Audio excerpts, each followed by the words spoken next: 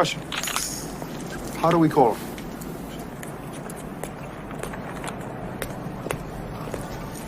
He gave us a signal.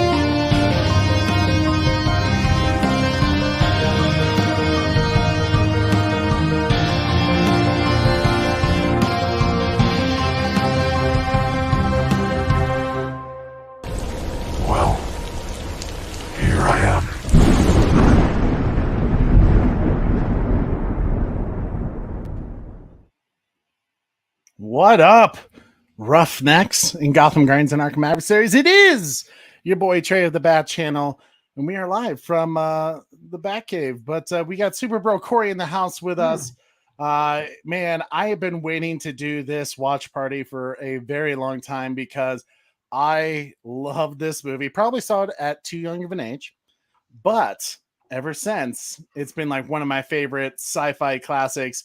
And I'm always surprised by, I felt like growing up in high school, middle school, you know, and like even college, like every time I talked about or did like a reference or a line from this movie, people would look at me funny and be like, what the hell is wrong with you? Or like, what are you talking about? Everybody fights. No one quits. No one quits. Come on, you apes. You want to live forever? You guys already know. You guys already know. I love this movie. I'm just so excited. It's an underrated sci-fi classic. If you haven't seen it, you need to, which is what we're doing tonight. Guys, obviously, because we don't own the rights to this movie, it belongs to Sony. We're not going to show the movie on YouTube. So we've done that with every watch party. We're not going to pirate shit. But it is available on Paramount Plus, or you can purchase it on like Vudu or something like that, another digital Amazon. But the reason why we are doing this watch party now of all times is because Monday was the 25th anniversary of Starship Troopers, and they came out with this fire Steelbook edition for your purchase. And guys, that is freaking beautiful. That is beautiful. Come on now. Come on now. Oh, and look at the back. Look at the back door. Look at that. Oh my God. That is guys, I literally sent my brother-in-law out because today, sorry that we started the stream late. We were doing a Kevin Conroy stream because he passed away today, and that really hurt. But I sent my brother-in-law out to go get this up. Look at this. Oh my God. So much respect to Fresto Games. Look at that. Beautiful. Beautiful. So if you haven't picked up your copy of Starship Troopers 25th Anniversary Steelbook on 4K, just do it because you won't be disappointed. This film is like iconic, great lines, great action, great science fiction, beautiful dudes, beautiful women, whatever you're into. You know, it's just a fun movie. But we have an awesome panel, as you guys have heard me say, with one of my favorite content creators. I've always said since I've watched her show, this was like a movie I wanted her to watch, because just her joy for sci-fi, this was going to be a movie she loves. And what do you know? She's seen it and she loves it. We're just meant to be friends. Let me introduce you to the one and only retro nerd girl. Welcome to the Roughnecks. Ratcats, Roughnecks! Ooh. Hello, Retro. everybody.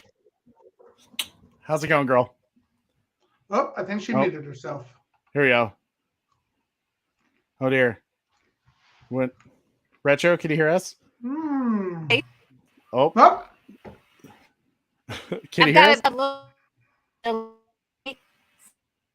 So, but I'm really happy to be here. We're glad to have you as well, Retro. I know your mic and internet's been kind of wonky today, but I'm so excited to finally have you on for this particular watch party. Because, I mean, when was the last time you watched this movie out of curiosity? Like maybe a couple of years back.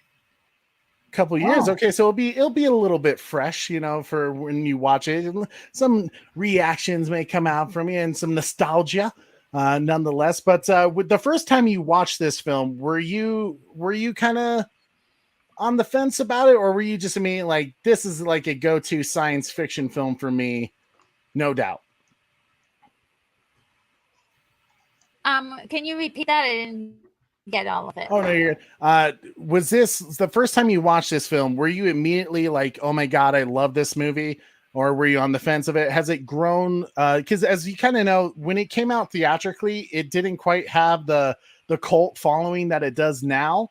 So I'm curious, what side were you on? Were you kind of one of those theater girls that wasn't too sure about it, or were you like, oh yeah, this is a great film?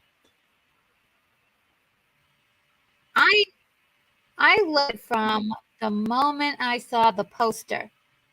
I saw the poster, and in a postcard form, my room.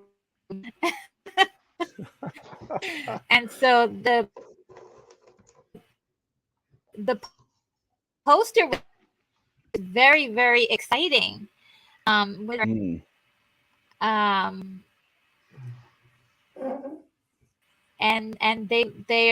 they look like they have so much energy. Yeah, it's definitely the cast gels really well together, especially their friends even to this day.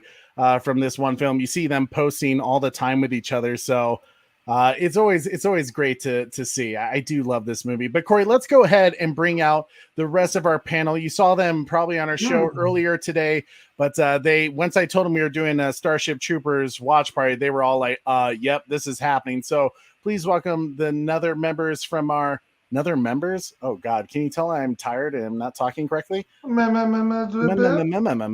Welcome to the Roughnecks, Zod Rider, Jeffrey Warfield, and Vega.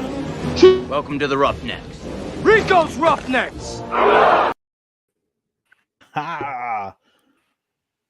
Oh, there we go. It's there we go. It just took a second. Yeah, there we are. How's everyone doing? Doing good. Good. So, Jeffrey, good, you told me this is the first time you will be watching this movie. What do you have any expectations? I probably built it up a lot for you. You're like, this better be a masterpiece. I'm not worried though. Really, the only thing that I've heard about this movie is when people compare this to 300. So I'm thinking this is something 300-esque, really. You know what? I could actually see why people would connect that to 300. It does kind of have that kind of. You're ready to because go a lot of people. Yeah. Interesting. Yeah. No, I dig that. Yeah, the only time.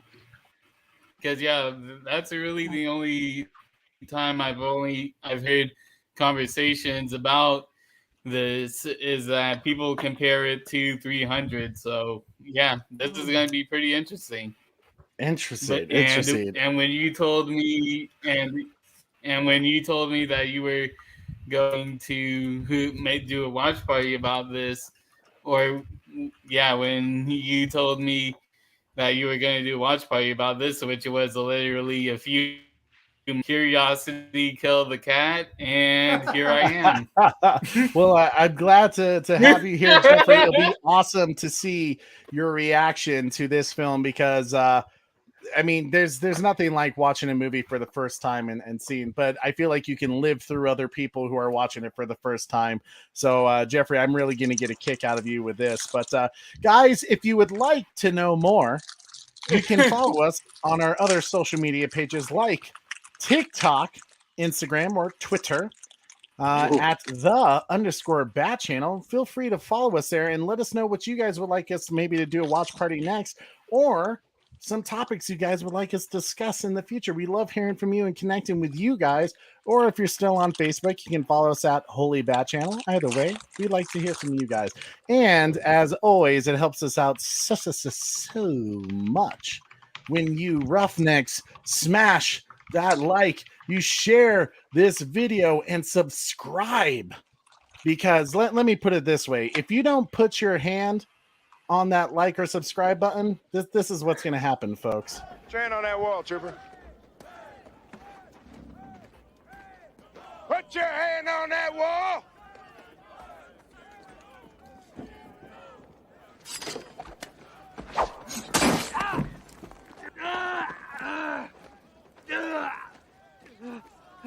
The enemy cannot push a button if you disable his hand.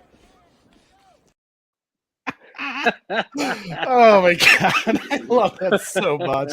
Oh, Jeffrey, that is just a taste of the glory you are about to watch, sir. So please, subscribing guarantees citizenship. Smash that like, share, subscribe, and hit that notification bell so you never miss an episode. You know what? I'm just glad to be here. That this is the first time somebody is seeing Starship Troopers. That's pretty epic. I love this because. Jeffrey, we know what kind of movies you like. You're going to love this film, honestly. Yeah. Absolutely, dude. It's going to be awesome. I'm seriously, I'm so excited. Oh, no. I just noticed Retro disappeared. No, her internet must be not. Her internet is awfully wonky today. Yeah.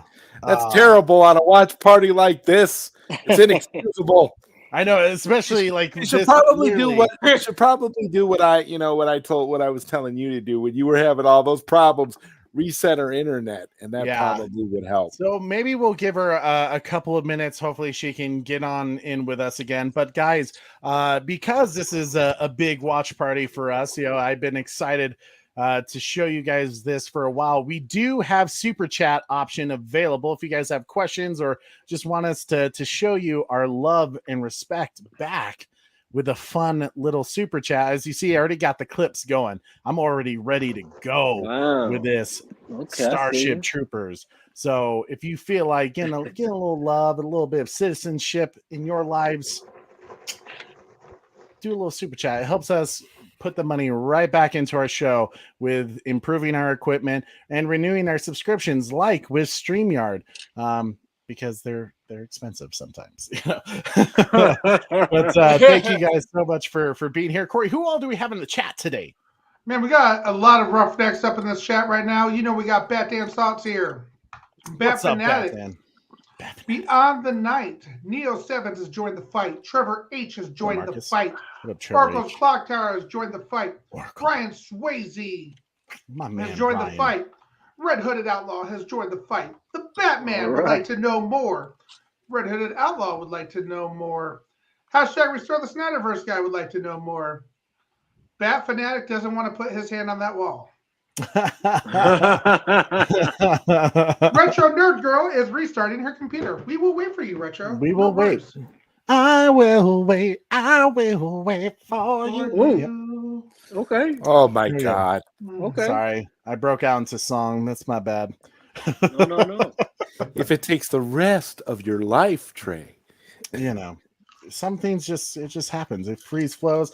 Zod gave me shit earlier for not having alcohol for this watch party. I mean, you're watching Starship Troopers. I mean, if you were watching Little House on the Prairie or Bonanza, I could understand you drinking an energy drink and water. But if you're watching Starship Troopers, I mean, that's fair. That's fair. Guys, I do have something really exciting to tell you about the stream tonight. Ooh, other than more, because Trey. we are promoting the 25th anniversary of Starship Troopers, which you need everybody make sure you purchase it while you watch this stream. Yep. Purchase that steelbook. Yes. Purchase it, because just simply alone for the cover art, that's glorious. That is nice. As I was promoting this watch party on social media pages, a certain someone liked and commented on our post, and I will not lie, I geeked out for a moment. Casper Van Dien commented and liked our post and said, "Welcome to the Roughnecks." Wow. And how do you know I'm a nerd? I respond back, Rico's Roughnecks. You know that man immediately, and he liked it after I commented back, and he was like, "Yeah, this kid, this kid nice is to a have nerd." Rico come. It would be nice to have Rico join the live stream. Wouldn't that be something? It would be. I did reach out. So Rico, if you're watching, Casper, we would love to have you on, sir, and to tell us maybe some of your favorite memories from Starship Troopers. Because, man, this is seriously one of my favorite films. I'm so excited for it. It's classic, man. It's just so good. But that totally made my night as a geek of this film. Seeing Rico himself message me, and it just, I feel like I am actually part of the Roughnecks, and we're Roughnecks now, Trey. I'm a citizen, you know. I've served. You know? Yes, I've earned my right to vote. Right. Another thing I just want to say real quick, as we talk about the right to vote and citizenship, today is obviously Veterans Day, and we just want to say to all of our veterans out there, thank you so much for all those who have served, who have, you know, just put in everything to give us the freedoms that we celebrate now and enjoy because of your guys' sacrifice. And I appreciate you guys so much. Thank you for everything. You guys are truly real life superheroes. And you know, to even some of our friends who are veterans, thank you guys so much. We appreciate you, and hope life is treating you well. And everyone is in our thoughts, those we've lost and those who are still with us and those who are about to join the military. Thank you guys so much for your service. And Veterans Day, guys, you guys are the best. You know how we feel about you. We support you here. Take care of our own. That's what I say. But all right, is Retro back in yet? No, not yet. So my boy Julian, he absolutely loves this movie. Absolutely loves this movie. Julian likes this movie? Julian loves this movie. Julian says that this is the only movie, one of the only movies. I think he said only movie. Let me double check. Yeah, I'm a fan of that. Only movie that's better than the book. He's told me. You know what? I think I gotta agree with him. I think it is a little better. I think it is a little better than the book. Yeah, it's based on a book by Robert Heinlein. Yeah, the book was written a long time ago, Jeffrey. I think it was written during World War II. I think that's correct. Wow. Yeah, Robert E. Heinlein wrote the book. The novelization was something I had to read it in high school.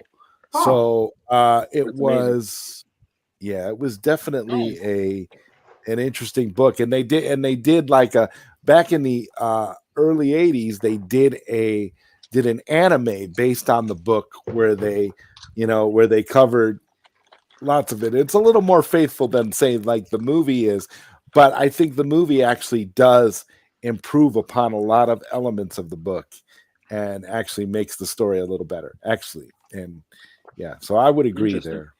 Yeah.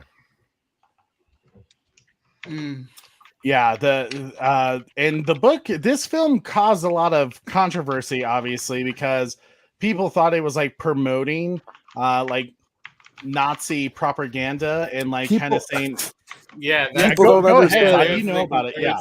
You know, here's the thing. People don't understand. Okay, that the truth is, spoiler alert, the bugs are the good guys. They don't realize that humanity is the scum. Humanity is the problem. It's really, honestly, a lot of what we see in modern politics, a lot of what we see in just in terms of the overall struggle of human society, is very well depicted here in this movie. I mean, it does such a great job of exploiting that and showing you these things, much like what Zack Snyder was trying to do in 300. Yeah, I have to say. there's the comparison right there. Like people didn't really go into detail about it, but they did say that they did allude to some propaganda stuff that happened in Starship Troopers and 300, and that's really kind of the only comparison that I've heard about. So yeah. Yeah, this is going to be pretty interesting. Like I said, this is my first time. I think I'm actually the only noob here, so yeah.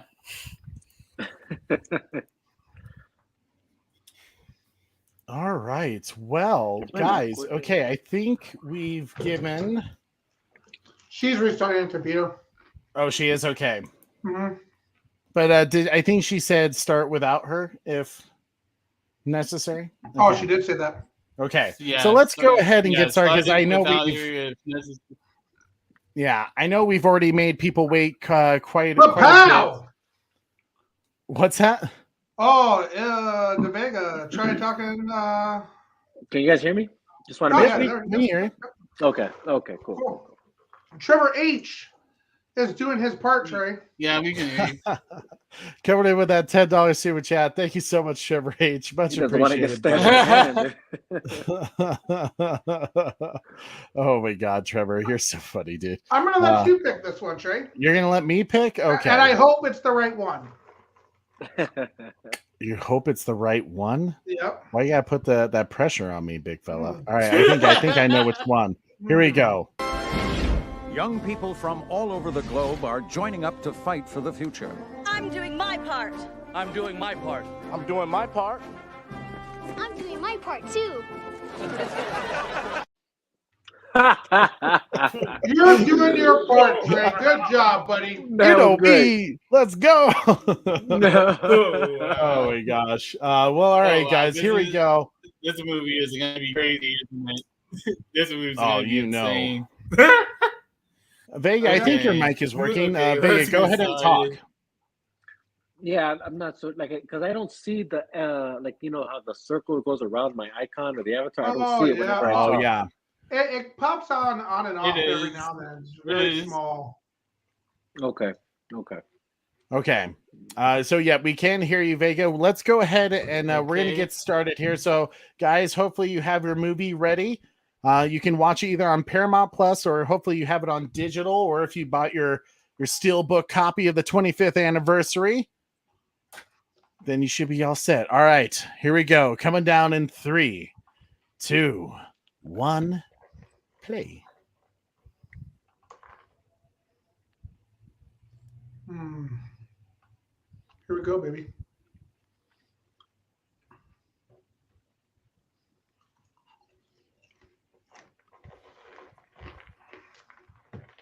Are you guys getting all the FBI warnings and stuff like that? Mine is actually opening up with the TriStar now.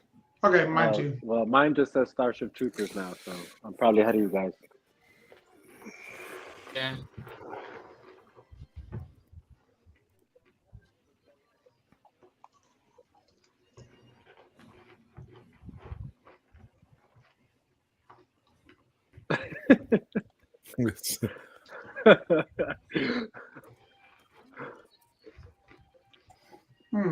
Oh God, I love this movie. Hoorah!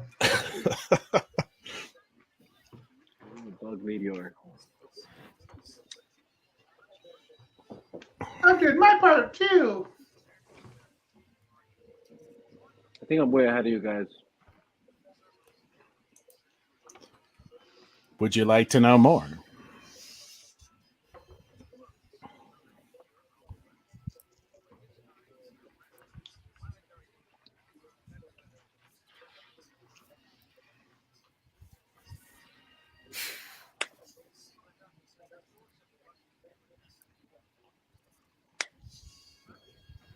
Oh wow.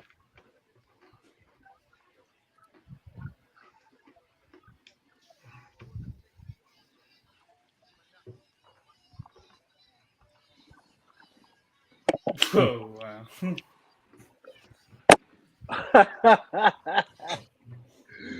Dang.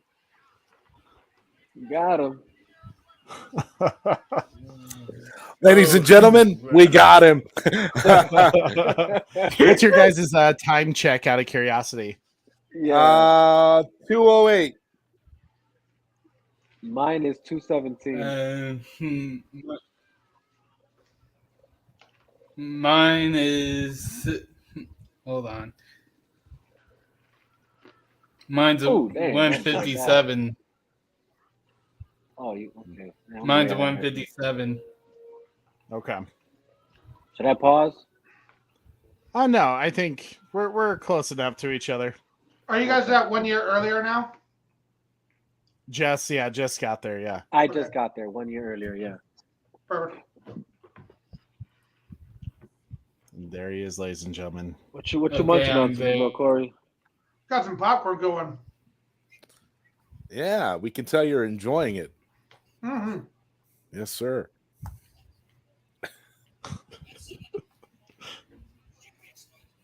If I'm turning my head, that's because I'm not gonna lie, my middle school crush was easily Dina Meyer. Denise Richards is better. Team Richards. Team Diz. I mean, Diz was so. I don't understand why Rico had a problem. I mean, come on. I mean, it was like on Smallville. Clark had like two hot chicks fighting over him, technically, and you could have either one. So you just go for the one that is the most accessible at that point. Come on, dude. I'm just wondering why he didn't go like the Wild Things route where it was Denise and Diz. I'm just kidding. Yeah, for real. I mean, that might have tipped it over the top. I mean, because Diz would have been down for something like that. But it's that competitive edge that females have. I don't know. I don't know. I don't know if that would have worked between the two of them.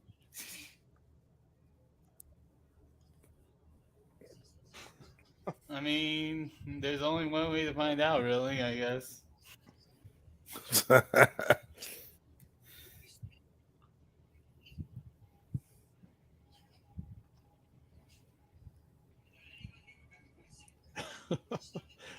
Michael Irons. Love him. Also, the voice of Darkseid in the Justice League Unlimited show. Such a great actor. Oh my God. Neil Patrick Harris, baby. Young NPH here. Yep. Come on, Casper, be smarter than that. It's all about Team Diz.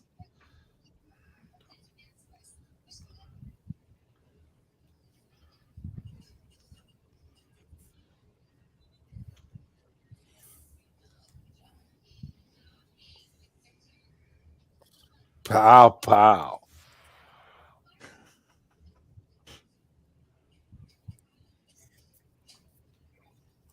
Hi, Retro. Is Retro back? Hey there. Possibly. Yay! Yay! Good? Hey. Yep, we can hear you.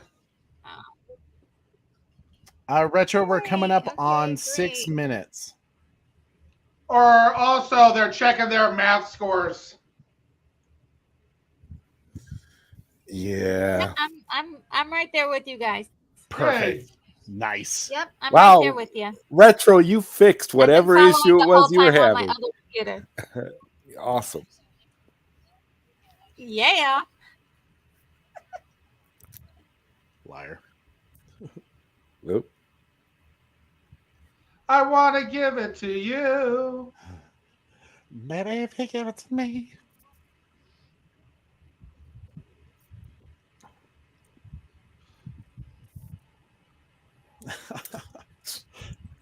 They all do such a wonderful job in this movie. It's just the chemistry is obviously there with it's completely unmatched, which is why it's sad that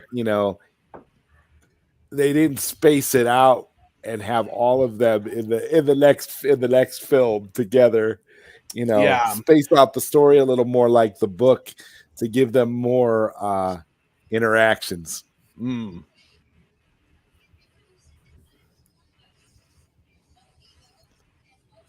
And what the hell is that smell? It's just the popcorn, Corey. Don't worry about it. I would like to know what they used to make all the intestines and stuff. Well, it's all practical, and because that's the thing about old movies. Like they would have to use a lot of practical stuff. Yeah.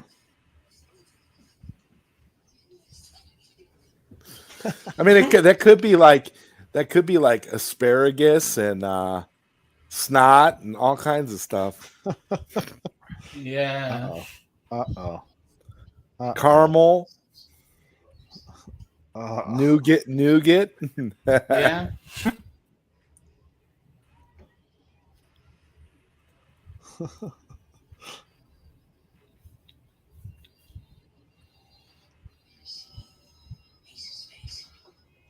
Trey, what card?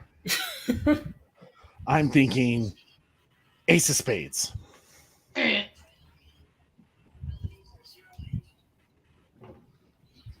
Okay, so we're not that far off. Probably like a few seconds.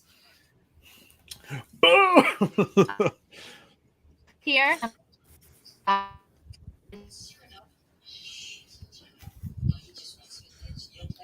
You know, it's funny for back when this movie was made. You know, that monitor looks pretty modern. Yeah, 97. Yeah, it does. Yeah.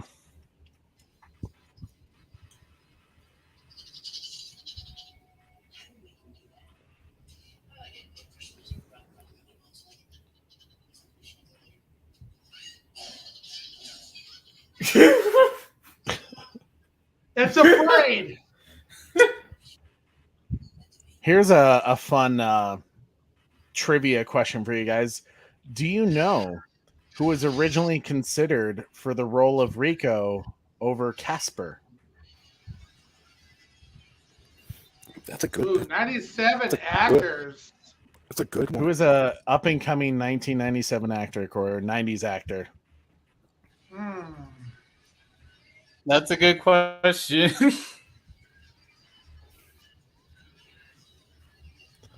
It was none other than Mark Wahlberg. Oh wow! Oh God! Okay, they dodged a bullet there.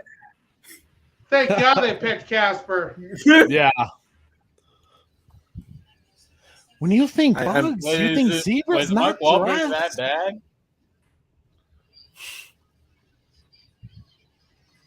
This freaking guy. Oh my God! Yeah. Now this guy could have been played by Mark Wahlberg. He's a total douche.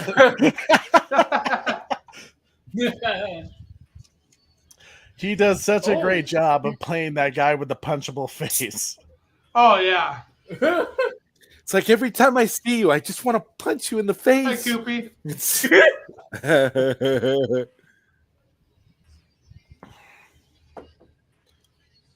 That bastard. Yeah.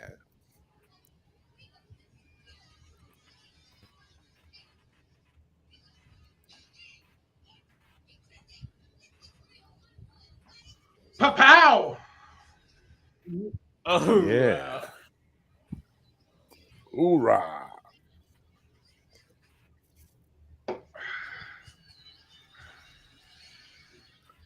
I love the hockey helmets. Jofa. Oh wow.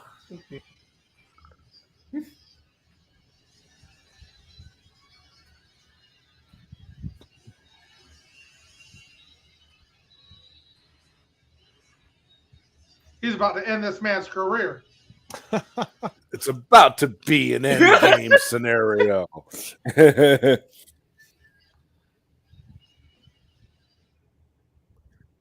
See, and this comes into play later on in the film, so pay attention to the scene.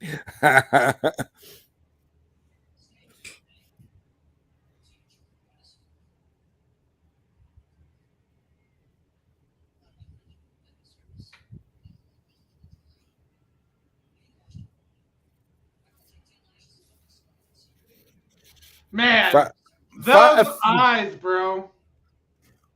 Those eyes, though. Those eyes. Oh no, did we lose Retro and Vega again? It looks like we lost Retro and Vega, unfortunately. Oh, damn.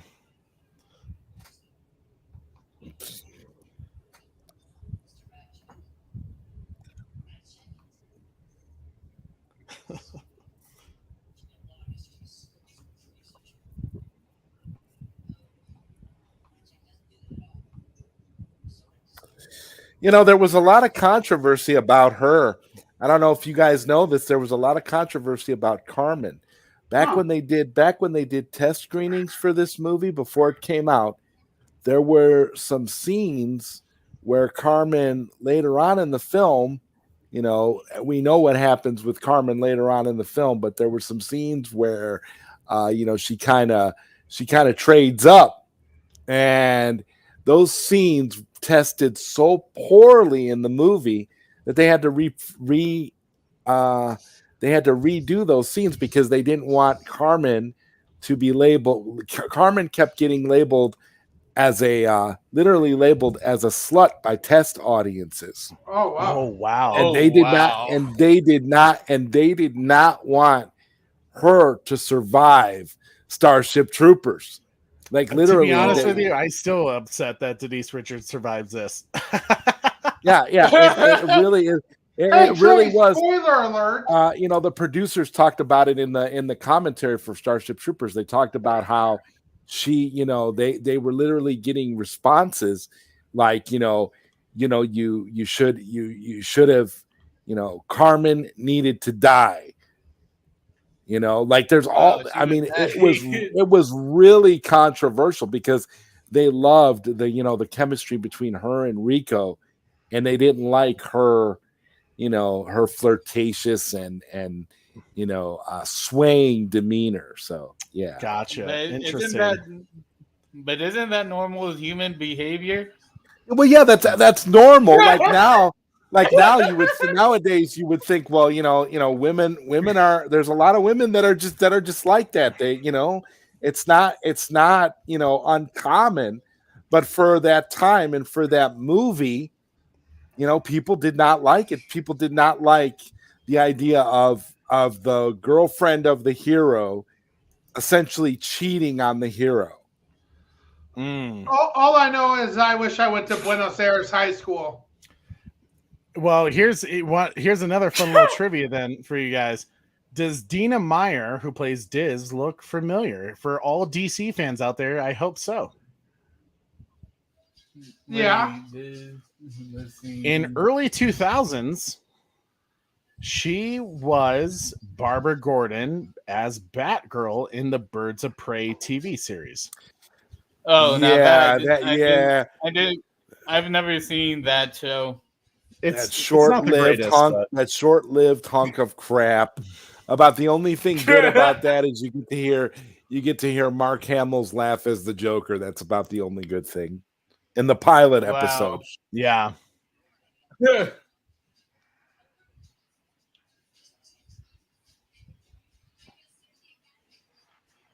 Talk about another voice that is so iconic. Michael Ironside. Michael Ironside. Sam Fisher.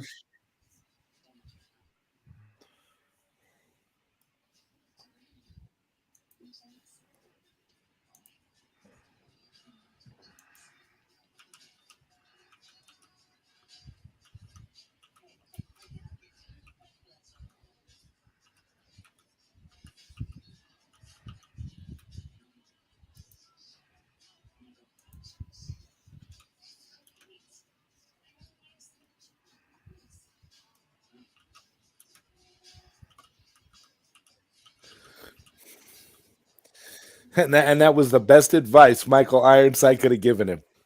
Right, yeah. I mean, And I love the soundtrack to this movie too. It's fantastic.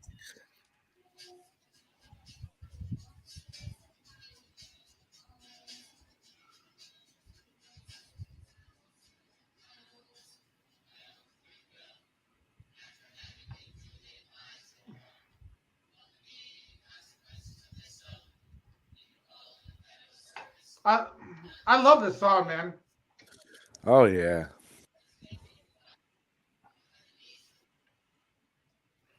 There's some propaganda stuff going on here. Oh, absolutely, Jeffrey.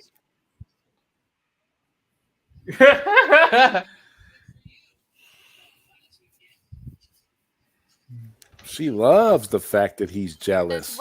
That's why she tested so poorly. One could say that Diz is a homewrecker. Hey, no, Diz is perfect. Leave her alone. See, everybody liked see that, but and that's the thing. And I got to say this in the test screenings, everybody liked Diz better than Carmen. She is a badass because nobody cheats on the hero. Yep. Just saying. Just saying.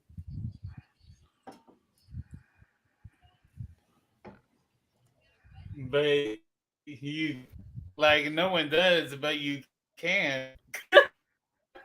For not less than 2 years and much longer as may be required.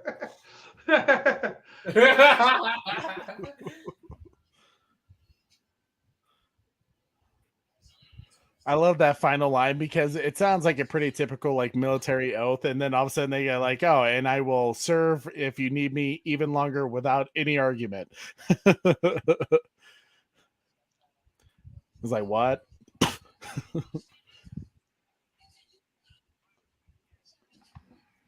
Why? Is that because they? It's like a cult. Yeah. I love this mobile infantry. Made me the man I am today.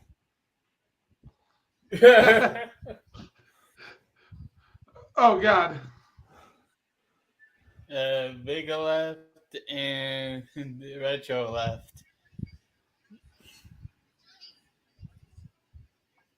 Oh God.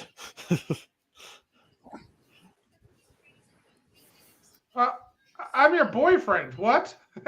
That's what he should have known right there. Like, right, yeah.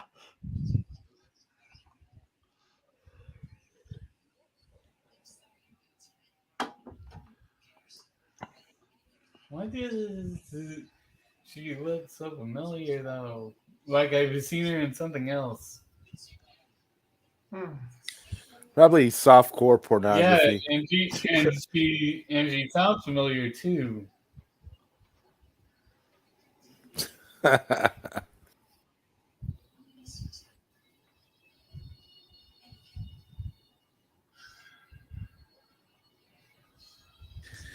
You know, Trey, being the uber Starship Troopers fan that you are, did you ever think about what it would have been like if they would have made like a TV show out of this with the same cast, but like a TV series, and then they could have spread it out more, and it would have been. Have you ever thought about that? I have, yeah. There was actually a lot of talk, especially recently, about them rebooting it to a series. I mean, it's been kind of dead in the water for the last few years. Yeah, there's been there was those sequels, and then there was all of the direct-to-video sequels, and then there was the animated stuff that they tried to do, but nothing quite captured the audience the way the original film did. And I think it's partly because they got rid of like the propaganda aspect of it. You know, it was much more just like story driven. Well, I mean, I don't know, because if you watch Starship Troopers 3, a lot of that stuff is back. True, because they got the same. Because they got the same come back. Yeah, because they got the same writer, and then they got, you know, I think one of the producers is actually, I think the writer of this one is actually the director of the third one, and yeah, the fact that they brought Casper back, but like none of the other, you know, direct to video things that they did for Starship Troopers really had the impact. Yeah, it took me a long time because I mean, obviously, I saw this film. I think it was like, honestly, I was probably like 4 when I saw this film. Like you said, I saw it way too early. Way too early, huh? The fakest I love you ever. Right. And I had no idea there was like any sequels until like a few years ago, where I finally watched the second one, which might as well be a softcore porn film. That one was weird. And then the third one was an improvement, but it didn't quite capture the first one. But then I need to rewatch it. They came out with an animated film. I think it's called Trader on Mars, that has Casper come back and Dina Myers. Yeah, but it's honestly, it's trash. I'm gonna just let you know right now. It's number one, the animation is horrible. The animation is drab, ugly, and unremarkable, and the writing is just ridiculous. I'd actually say that the second Starship Troopers film is actually better than that animated one, Trader of Mars. That's probably fair, and that's really saying a lot, because that second one was horrible.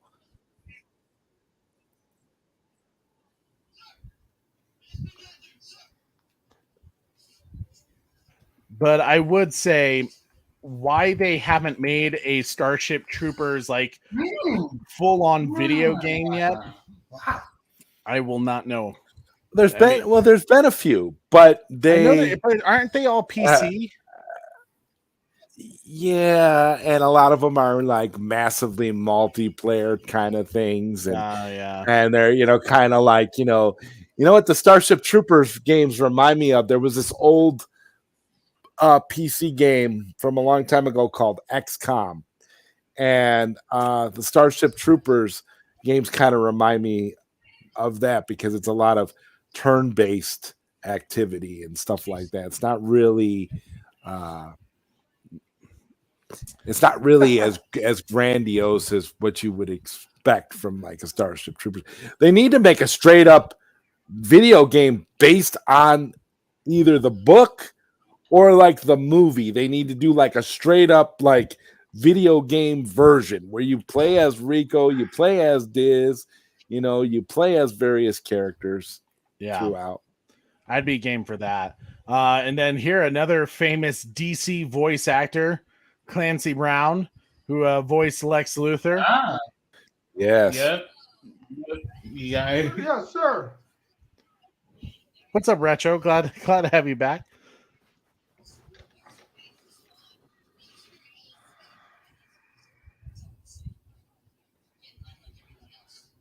Oh God.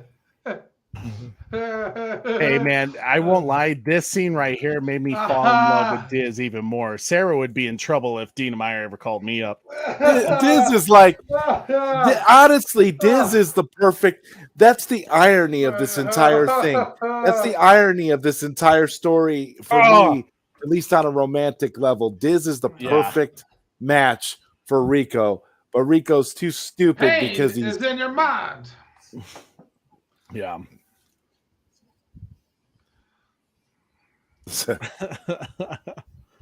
Uh-oh. God, I love this woman.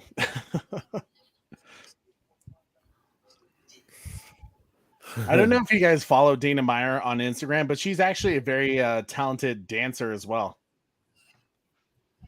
I love this part, yeah. It is this. But what makes you think you're good enough?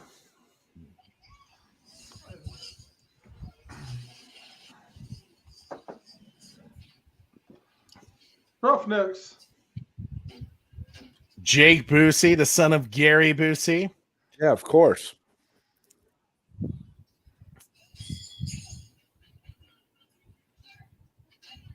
Time to go night-night. Ooh. Uh-oh. Pow. You want some of the pink or the yellow? I'll take some of the yellow. What do you like? How's that popcorn? I've often wondered what that thing is. That pink sludge. You with us, Retro?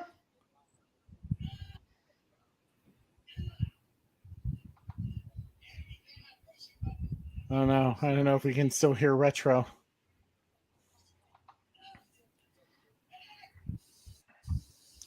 Yeah, Dean is amazing.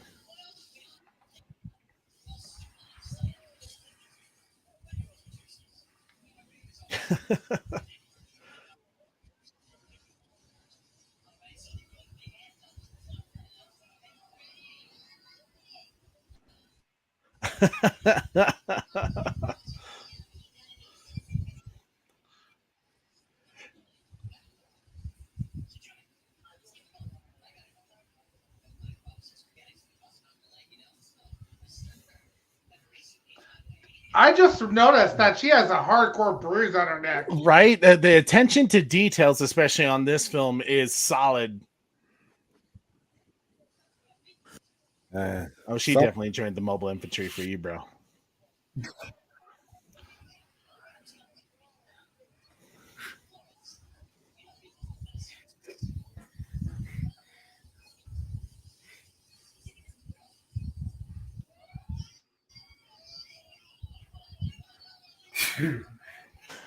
I love this scene.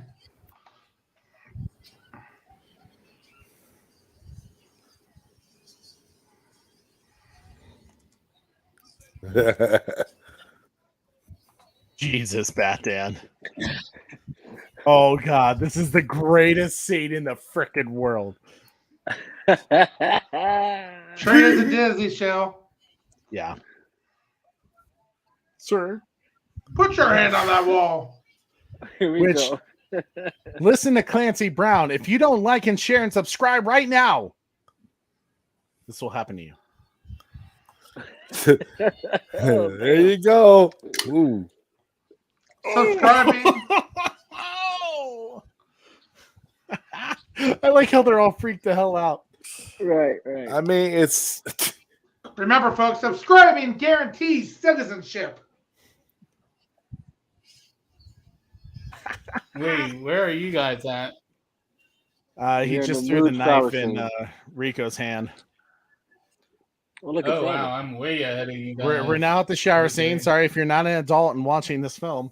Oh yeah, I was 4 years old watching this. See, but this is called equality and diversity right here.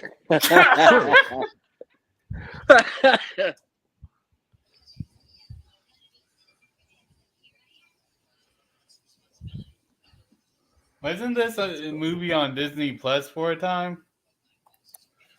Not that I can recall. Might have been though. It might have.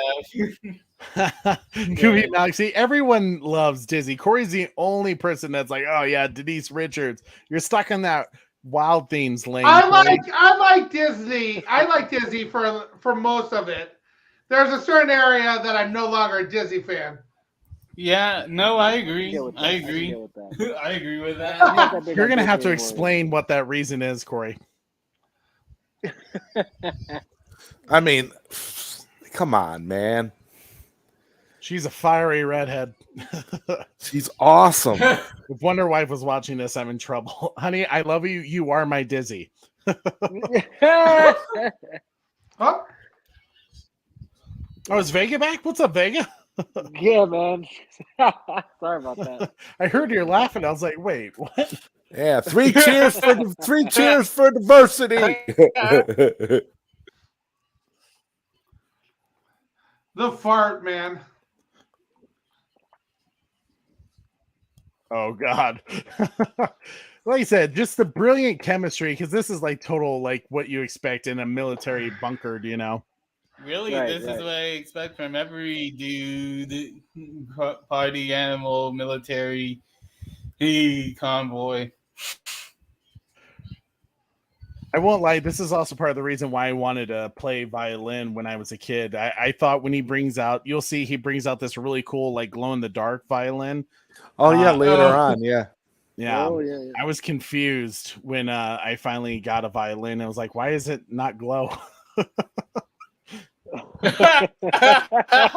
Because they're in the future, Trey. They're in the future. And hey, another big actress that would gain some traction with the movie Crank with Jason Statham, Amy Smart.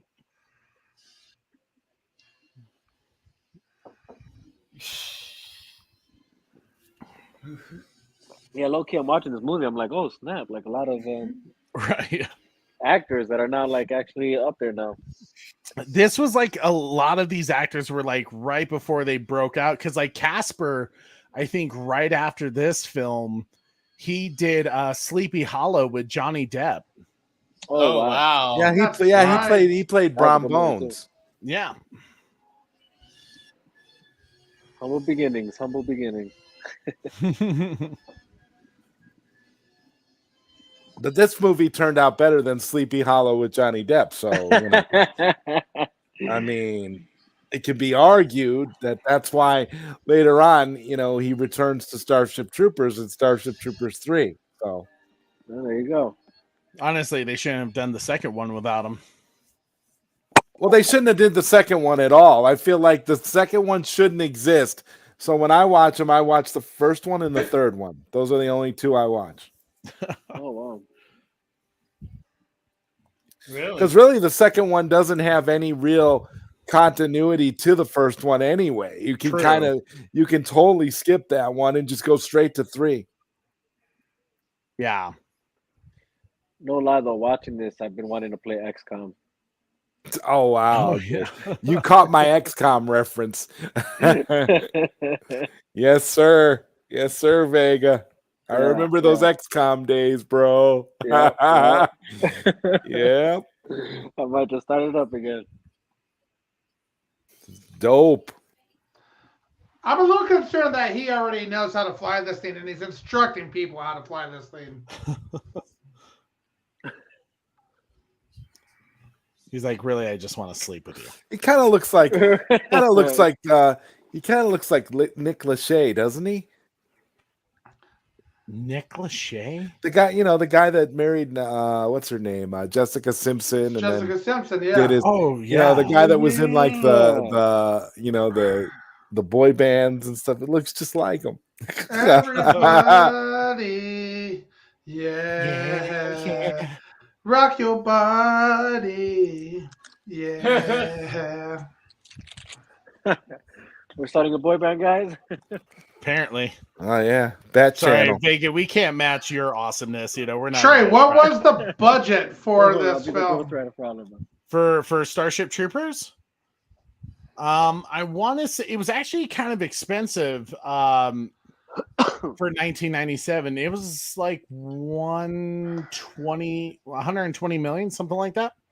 No, I actually just looked it up, and it was 100 million. Oh, really? Was it just 100? Or maybe it was the box office that only got it. Okay, if I remember, budget was like 100 to 110. Box office was 121 million. It was something like that. Still kind of expensive for a 1997 film. Yeah. All things considering. Yeah. Right. And then it just shows how crazy people spend on money movies now, Right. Yeah. Unfortunately, now it's become a cult classic, Neil. Oh, hell yeah, dude. It is such a big, people love this freaking film. I see anytime like Casper or Dina or any of the, like even Denise Richards tweets about Starship Troopers, people go apeshit over it. They're like, would you like to more? Yes, I would. So a lot of people go crazy when Denise Richards talks about it. Interesting. Corey, the world is not enough with Denise. Corey, please tell me you got that reference. Yes, I did. Thank you. It's like, don't leave me hanging. I won't lie. I kind of wish we had like laser tag like this shit. I completely agree. That comes to my mind as I was watching this. Yeah, sorry. I have this movie going super loud too. This is like the evolution of laser tag.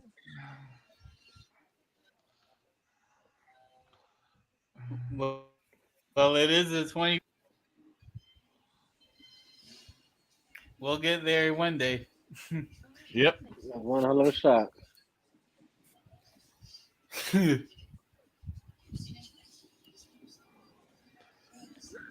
This does look pretty fun. I can't deny. Hooah! He's a bastard.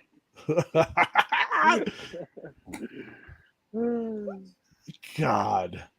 Dude, This movie's just so much fun. Watching it again, it's been a few months since I've seen it, and every time I watch it, I always think, I fucking love this movie. It's so great, dude. Yeah, no, it's cool.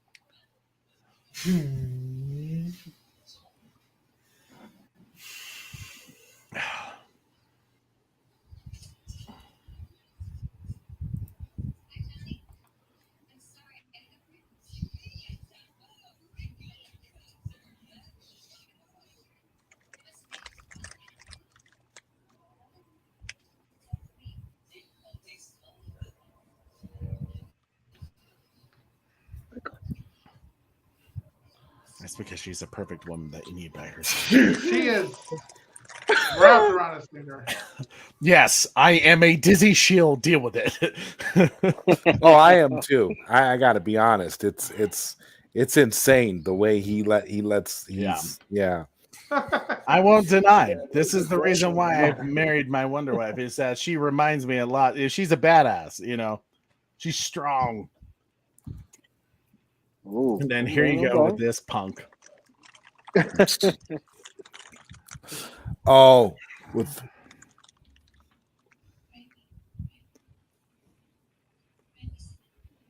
wait a minute. Doesn't your violin come up pretty soon? No, it's like another 30 minutes.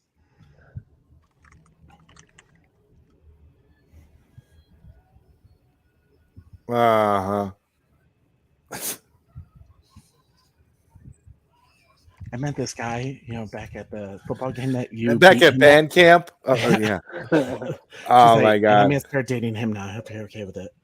See, and this is again what we were talking about the test screenings. You see, there were a lot of scenes where her and Xander kind of, really, do a lot, but they had to cut all that out because she was literally being torched in the test screenings. As Denise Richards is being a real punk right now with her character, this is a perfect time to promote the movie. If you have not bought the Steelbook 25th anniversary, and it's a great value too. Mine's on the way. It's a great value. It comes with the blue. Also comes with the Blu-ray. Comes with the digital copy. So and the 4K and all the. Purchasing this guarantees citizenship. Just do it. Look at that. It's a great purchase. It's actually worth it. It's a good value. There you go. For you to view all time. Yeah, it is. It's what he deserved because he's stupid. He's got somebody great right next to him, and he's ignoring her because of right. I wouldn't even be here if it wasn't for you. Whoa. Okay. Whoa. What I partly love about this movie too is that like Jake Busey's character starts off like a complete total like dick, and the brotherhood he develops with Rico makes you love him, man. Okay, so that's how you know that. I did not see that guy dying from training. Okay.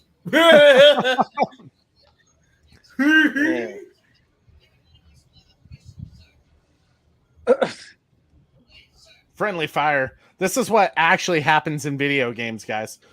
Yeah. Corey, you would be the They biggest were well before their time. They were well before their time. And again, that kind of gore that we just saw there is just very Paul Verhoeven. I mean, it's just medic. Oh, dang. Holy cow! Really, I personally am not a fan of shooters, mainly because it's kind of like the same thing to me most of the time, at least until Cyberpunk came in. Well, I think it's fair to say that yeah, that guy will never be the head of a major corporation. Yeah, he just lost probably. his head. I wanted to win, sir. I'm a bit behind, like a second behind again. Whoa, wait a minute. Damn, I totally forgot he was in this movie. Yeah, the guy from Breaking Bad. Yeah, that's right. Yeah, holy cow, I totally forgot. That's crazy. I have not seen Breaking Bad either. Oh, dude, wow. Breaking Bad's so Jeffrey. good. I haven't seen Better really Call Saul, really... but I'm gonna like binge it. Yeah, no, same here. Better Call Saul is good, but I still say Breaking Bad is better. Breaking Bad's where it's at. Yeah. Are they gonna tear his arms off? Oh yeah, dude. Oh, it's gonna be rip him from. It's gonna be brutal, Jeffrey. Bite down on this tray. Bite down on this one. It It helps. helps. I know. This is what Darkseid does to his. That's like that actually. Rico doesn't realize how much of a gift that was. Bite down on this. Like it was perfect. Like yo, right? He probably would have broken his teeth. Here's the best part about this whole scene is that his Sarge, his commanding officer, is like, I've done some shit too. He's like, yeah, I've been whipped before too because I did some shit. Like, you'll be aight. Bite down on this, son. Bite down on this, son. Thank me later. Yeah, this does seem pretty gory for 1997.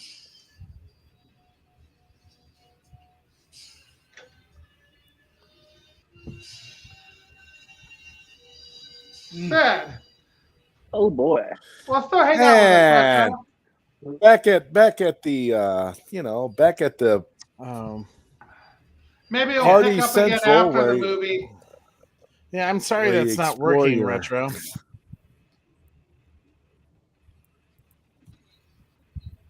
Try switching it to your computer microphone because that's what I'm using. Noel Leon Flores, I have read the novel. Yes, I'm a fan of the novel. I have not. No. Oh, you should at least listen to the audiobook if you can't read it, Trey. Check it out. You'll enjoy it. No, I definitely will read it. I think the problem is like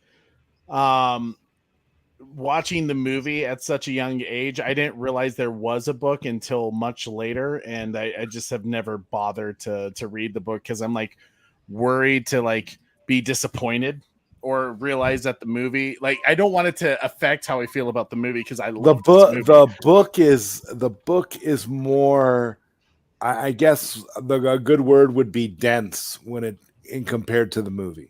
Okay. Is there an audio version that Casper reads it? Because that would make my day. That would be or Michael Ironside or Clancy Brown. I don't think that I forgot who reads the audiobook. I don't know. It was put out by Audible several years ago. I forget who reads it though. I don't think it was anybody from the movie. I think it was Lloyd James. Just some guy. Just some guy. First off, Nola, just wanted to say hi, man. It's good to see you in the chat. It's been a bit. Hope you're doing well.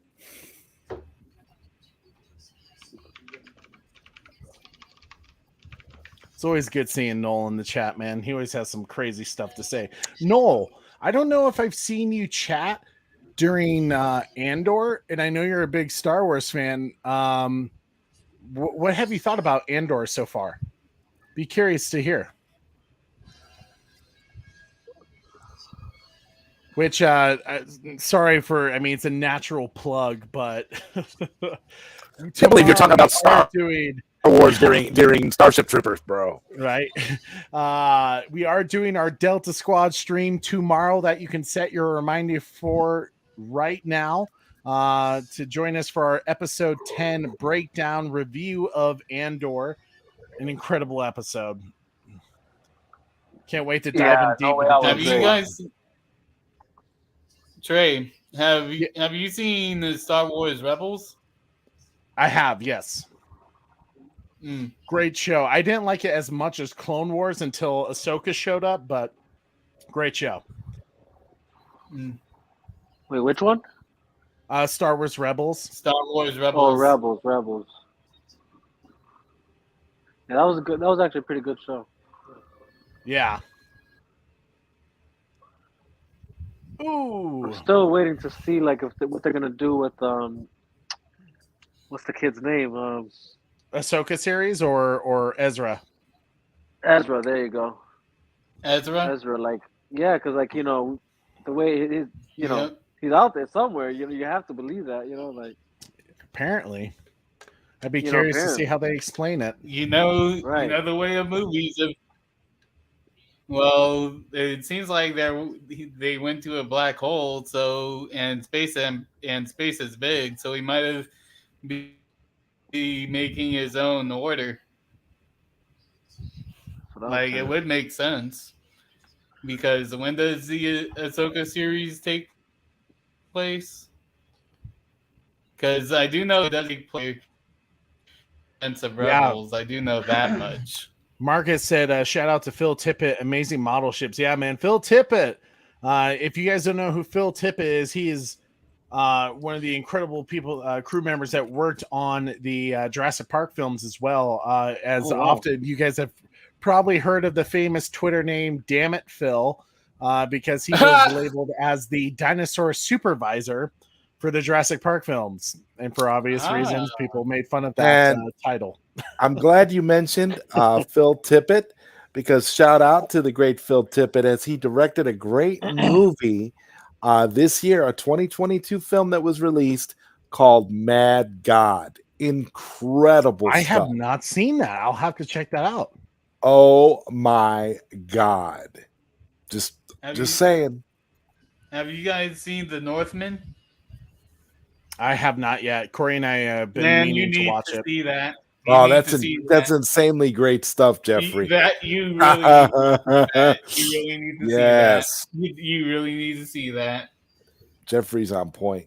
No lie. No, says Andor is my best choice for a Disney Plus Star Wars series, followed by Mando. Wow, I'm glad to hear you're enjoying it. No, wow, I'm really glad to hear that.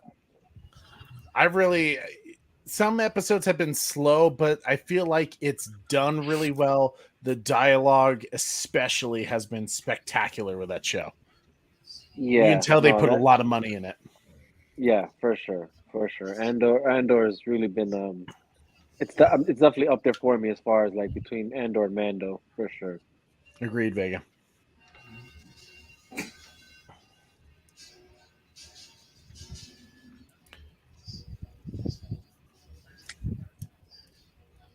And now, the call to action.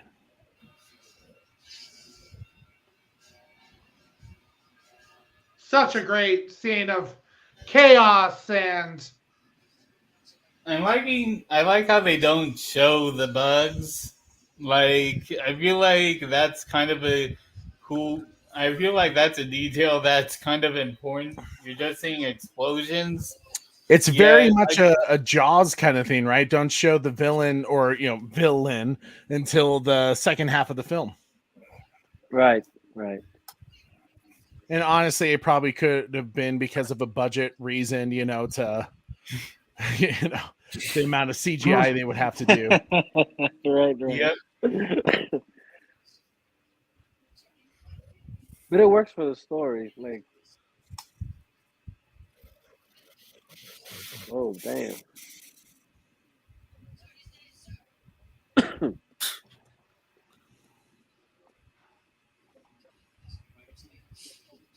Oh, damn. Buenos Aires. I know, Diz. Jesus.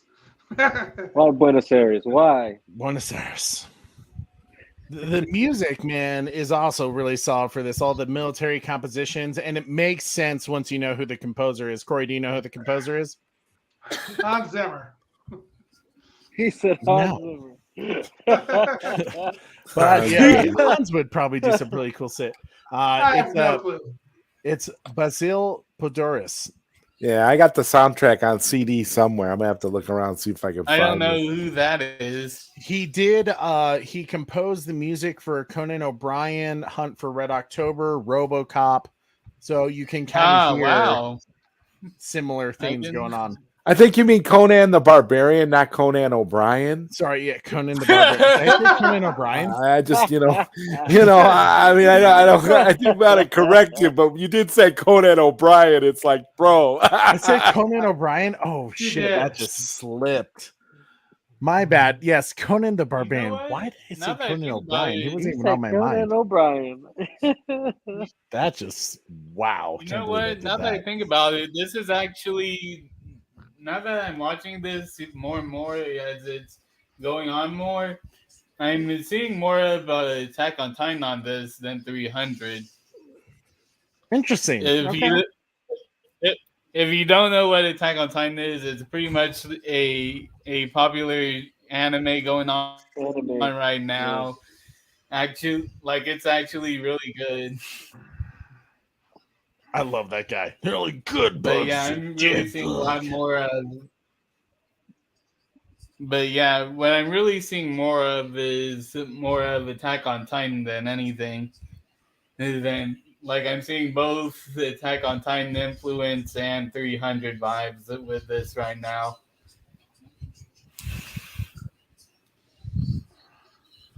Well, you'll get a more. I think you'll get a more. I think Jeffrey. I think you'll get more of a 300 vibe later on in the film. Like this is building it up more. I think you're gonna get. I think that's where. But I could see where you're making the parallel connection to Attack on Titan. That makes sense as well. Yeah.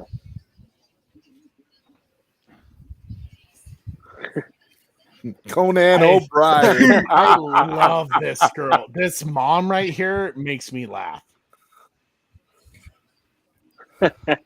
Won't start nothing. Won't be nothing.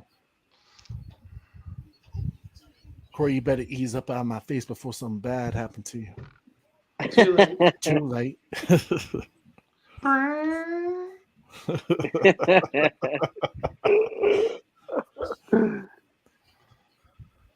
Yum, yum, yum. Got a lot of dead bugs.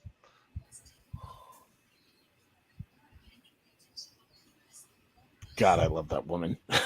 Yeah, you know what, Bad Channel? We ought to get tattoos. Yeah. I would get, you know what? I'd get the freaking Starship Trooper tattoo, guys. Yeah. We're gonna do it. I would too, actually. I would get that. Oh. Hi, Diz. Freaking. Baby, come back.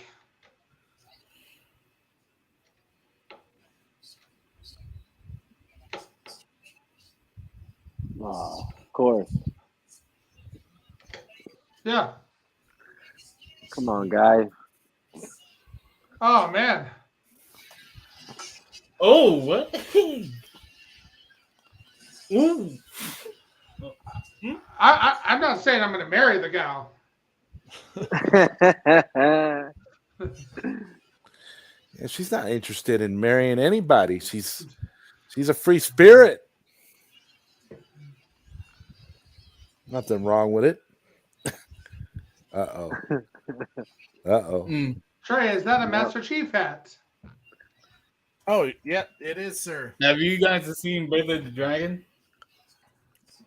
Watch what? Sorry, Jeffrey?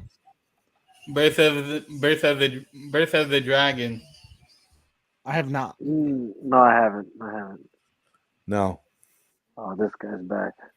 Yeah, Rico is a simp. I agree, Neo Sevens. He's definitely not. He's definitely not alpha in this situation. Oh no, Diz is definitely the alpha. Definitely not. Yeah, Diz is the alpha. If we want to get but Michael Xander Ironside is an alpha. Is an alpha. Xander's another beta though. Xander is totally another beta. Beta, yeah. Now shout out to Mazzy Star who does this song at the end here, "Fade Into You," during this fight. Beautiful song. Death from above. He said rank is not an issue here. Dang. Oh, yeah. Come on. Bro. Oh, come on. You're going to get a dirty shot in and still get your ass kicked?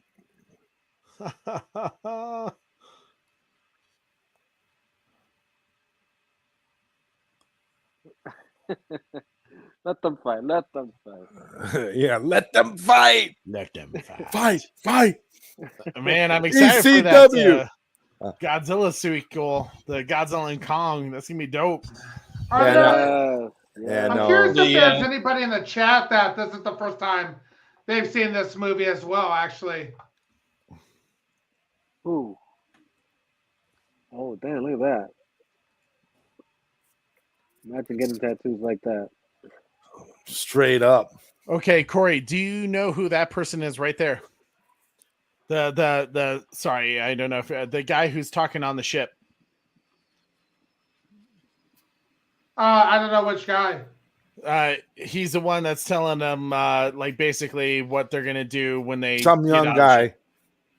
He's like the lieutenant officer telling them before they. He looks super familiar. He might, but he hasn't been in a lot. The reason why he might look familiar is he's related to a famous politician. What? Who? Huh. He is the son of Gerald Ford, President Gerald Ford. Nah. Oh. I'm going to Google that. Retro Nerd Girl says the punching sound effects are gorgeously brutal. Yeah. Well said. Well said. She says, actually, all the sound effects are epic. Hell yeah. I couldn't agree more, Retro. Yeah, Retro Nerd Girl is epic. There you go. Definitely some 300 vibes with the music.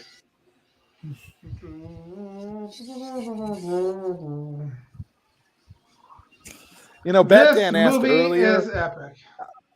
Super Bro Corey, Batman asked earlier in the chat if this movie was better than Top Gun Maverick, and you know, I have to say that's kind of a tough one because you know, Starship Troopers is a classic, just like Top Gun. Maverick is gonna become a classic. So that's tough. You know, I think I could answer. I think I could answer that, Corey, but I'll let you answer that. I'll let you know my thoughts at the end. Ooh. There you go. There you go. Corey keeping the suspense. Nice. Is that Laura Dern? Oh, never mind.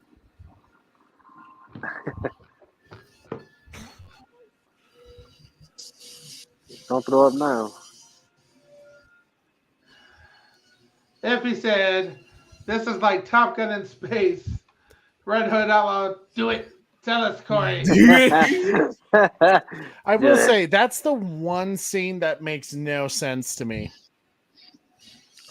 Well, you know, kind of like in Last Jedi where they rammed the where they thought that ramming was going to do anything. I don't know. Yeah. Well, just the fact though that you see like in a crash and like it makes you think like, oh shit, maybe she's probably dead, but they never explain it, like of how they survived. Oh, they cut that out. You see it in the extended cut. Oh, there's an extended cut? Yeah. That's actually news to me too somehow. Wait, there's an extended cut to Revenge of the Sith. How the hell do I watch the extended cut? Oh yeah, that's right. I think the 25th anniversary has it. There's actually a 4-hour cut of Revenge of the Sith.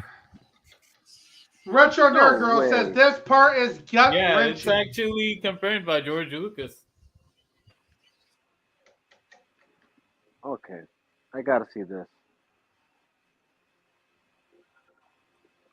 I was actually talking about the extended cut of Starship Troopers, but I know there is an extended cut of there's an extended cut of Revenge of the Sith as well, but I mean, I don't think that's actually available to the public, but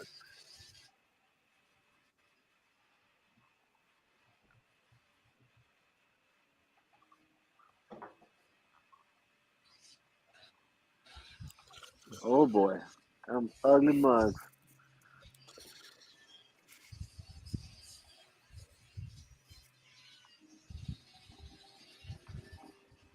Y'all about to get pooped on. Right.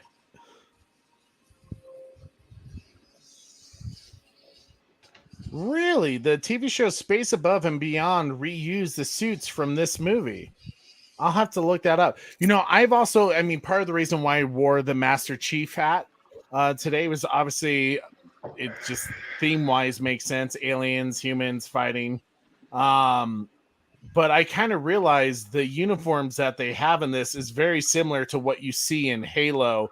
Obviously not with the Spartans, but the regular, United States Space But Marine even Corps. the guns, though, too, bro. Yeah. Yeah. It's very Halo rem. And I honestly wonder if this movie inspired and was part of the success for Halo. Probably was. I wouldn't you be doubt surprised. you doubt that it was? I don't, but I don't know if I was the only one that had that belief. Well, these guys have a poor shot. I'll say that much. Yep. Oh, he gone. Why do they have a can? He's gonna be okay. Oh.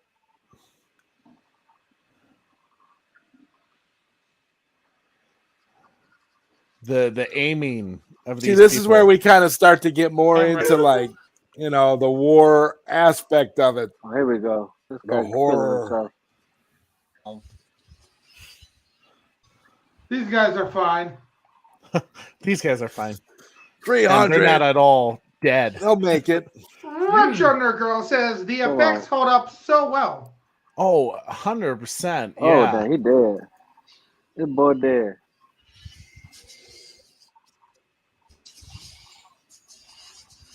Oh, dang, yeah, he dead. And he's dead. She said, I'm out of here. A one-way ticket. Yeah, there's. Oh, dang. And she dead too now. Oh, boy. All that running. Oh, yeah. Now I'm seeing the 300 vibes. Oh, my gosh. Clearly, no one watched Neil Patrick Harris's tips on how to take down the bugs. That's what I was gonna say right Absolutely now. not. A scientist shot better than you. But yeah, Jeffrey, this is where you start to get more, where you're starting to get more into the 300 thematics of it. Yeah, definitely. Retro says this is their first battle, and some of them are freaking out. I love that detail. Yeah, I love that detail too. He's like, let me film this. It just shows that you never know how you're really going to act in war until you're in war. I would have brought RPGs, who filled the ships with RPGs and say, we're going to use this and no bullets. And just I would wait, just blow up Jeffrey. the planet, to be honest Just with you. wait. That's what I would have done.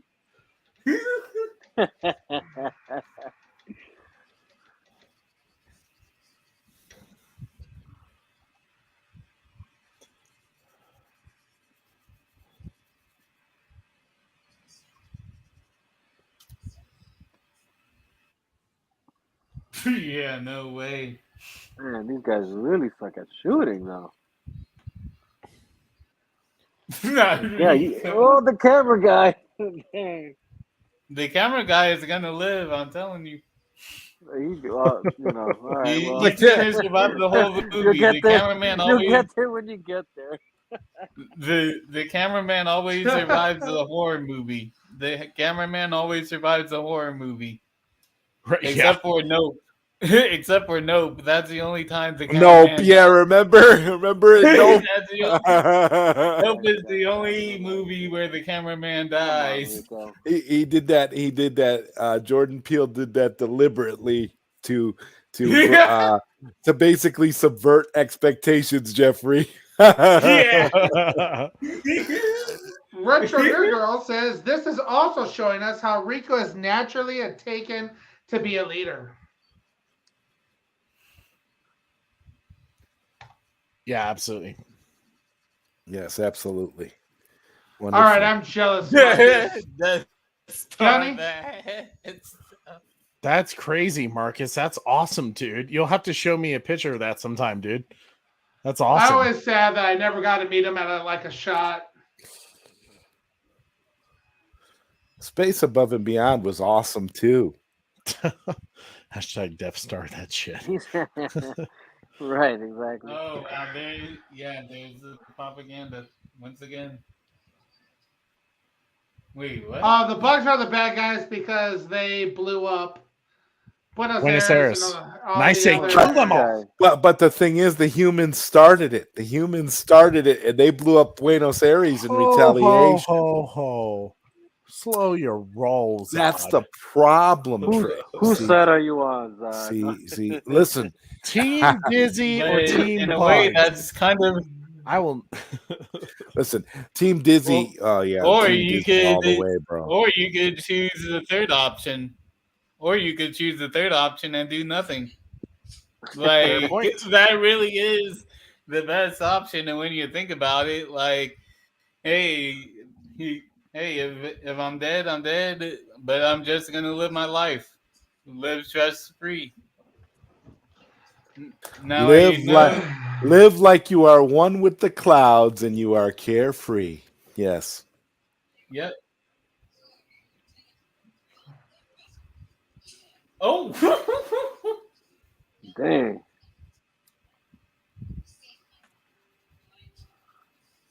How did these guys even make it back to the ship? Of course, the guy with the buzz cut is a jerk. Fleet does the flying. Mobile infantry does the dying.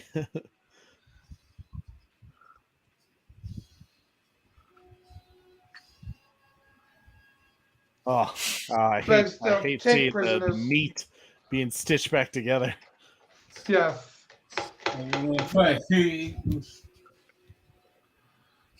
You feel like an ass now, don't you? He joined because of you.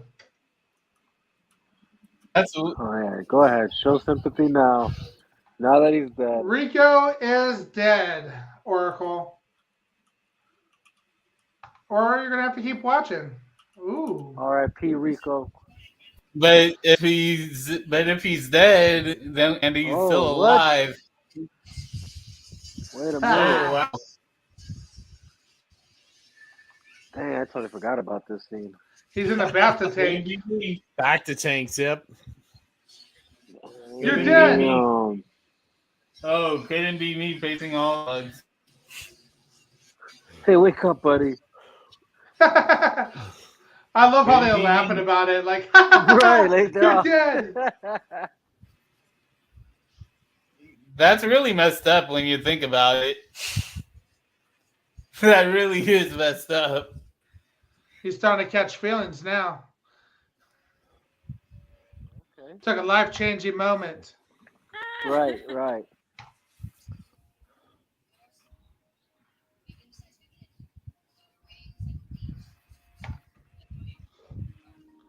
Corey, does that officer look familiar to you? Trey, what officer? The one who's loading his gun, who has the tooth for a necklace. Oh, you're talking about Walking Dead. Yes, sir. That's correct. Seth Gillum, who plays the priest in the Walking Dead and is in Starship Troopers. Sadly, I didn't realize that until I met him at WalkerCon here in Denver when they were doing like zombie, Comic-Con. And I saw a poster with him because I went to go see him because he plays Father Gabriel in Walking Dead. And I didn't realize he was in Starship Troopers, or at least that was him, until I saw him. And I was like, holy shit, bro. I literally walked up to him and it was just like, nice. Nuka Rico. Batman, it just shows the chaos of war, how tons of people died. They don't know everybody who made it, who didn't. It's hard to report all that. Really, accurately. for me, I think it's just propaganda for motivation. Like, that's how I see it. Like, propaganda for motivation. Like, try to avenge a fallen hero. Neo said, I was also fortunate enough to get Stan Winston to autograph some stuff for me before he passed away. One of the things was the game he designed, The Suffering. That's cool. Wow, man. Stan Winston. That is what a true, like, piece of memorabilia right there, dude. Wow. Rico's Roughnecks. Huh!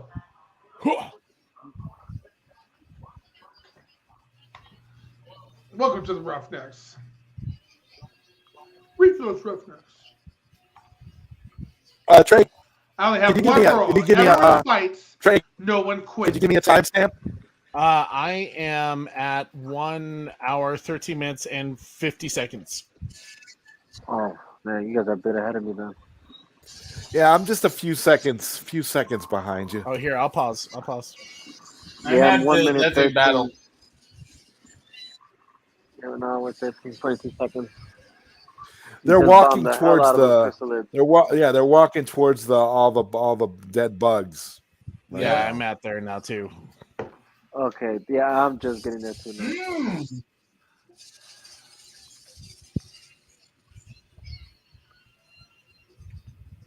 Hey Marcus, if you'll send that to Trey, my phone's about to die. We'll show it on the air. DM that to Trey. Great show, by the way, last night, Marcus, on the Zod Rider show. Yes, that was an awesome. Very great show. That stream was a lot of fun, definitely. Yeah. Marcus really digs in. Like, why don't they just leave? I've been saying this a lot lately that Marcus is such a great voice in the community that I hope he starts up. I know he's talking about it. I hope he gets the channel up and going again because he is a defender, a person that promotes truth, and demands respect. And I love everything that he says. Marcus, that is... Yeah, Marcus is the man. That's so cool, dude. All right, I'll send it to Corey real quick. Send it through Facebook, Trey. Yeah, I'm doing that now.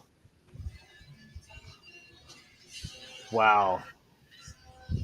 No, Cabrico! Yes. Oh, well, there's the mother bug. Here it comes. Oh. Couldn't be me. Couldn't be me. Couldn't be me. Couldn't be me. Couldn't be me. Couldn't be me.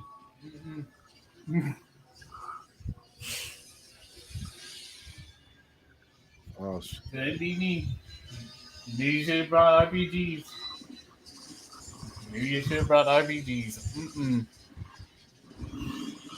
That's all the same. Oh, wow. That's one hell of a bomb. He's crazy. Oh, that's dope.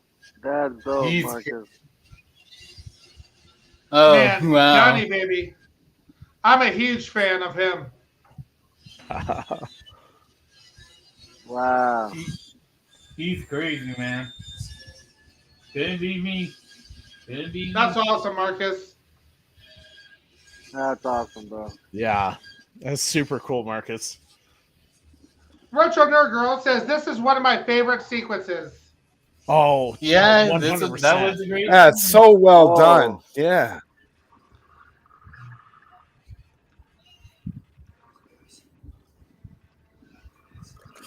Oh no, this definitely is a great looking movie for the time. Definitely doesn't look low budget.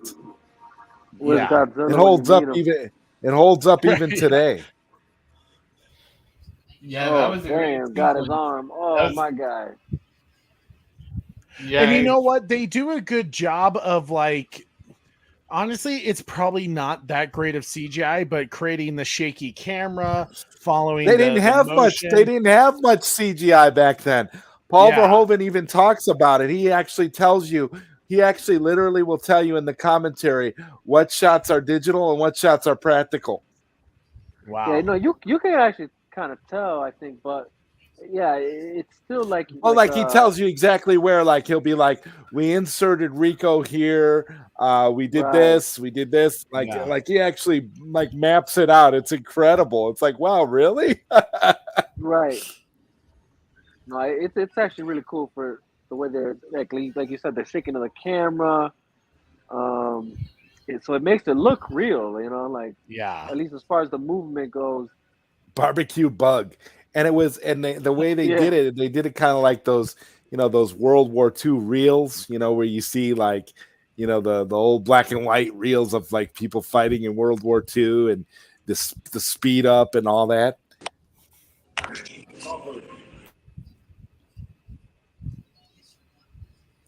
Barbecued bug. Yeah, gotta love. I'm at the celebration scene now. Where are you guys at?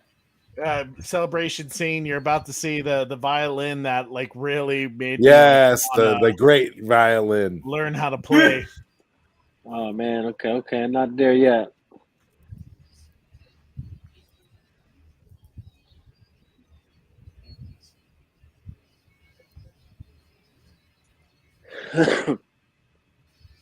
There you are, you beautiful violin, you.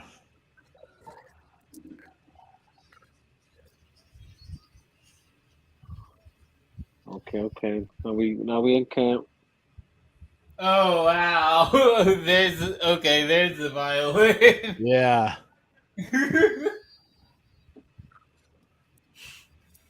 How far behind am I? Cheers, boys and gals. I'm already out. Oh, there it is. I grabbed a couple, so.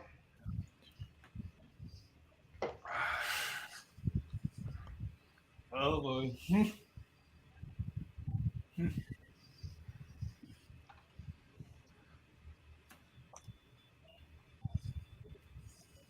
Trey's favorite scene is coming up. Yeah. Retro Nerd Girl says. I think I'm there. I'm there, Corey.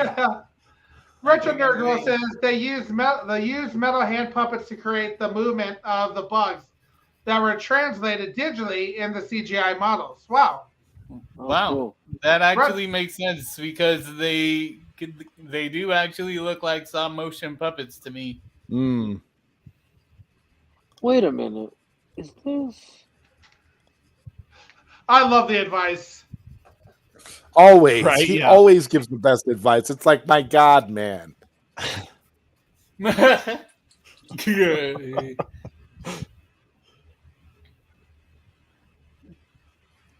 Team Devs.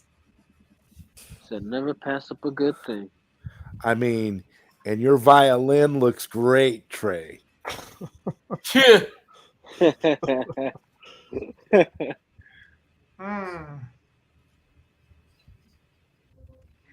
Is this? This is a good time to promote the movie. Please buy the 25th anniversary Steelbook collection of Starship Troopers. Yes. Yep. I gotta block. Otherwise, Wonder Wife's gonna break it and be like, "What the hell?" Are you guys there already? I'm just now getting to the. Yeah, she's doing her little striptease.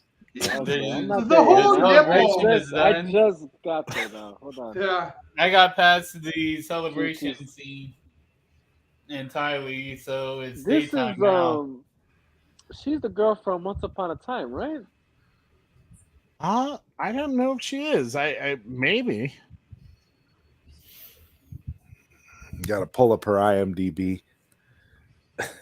She is. We're making Trey big screen during this scene.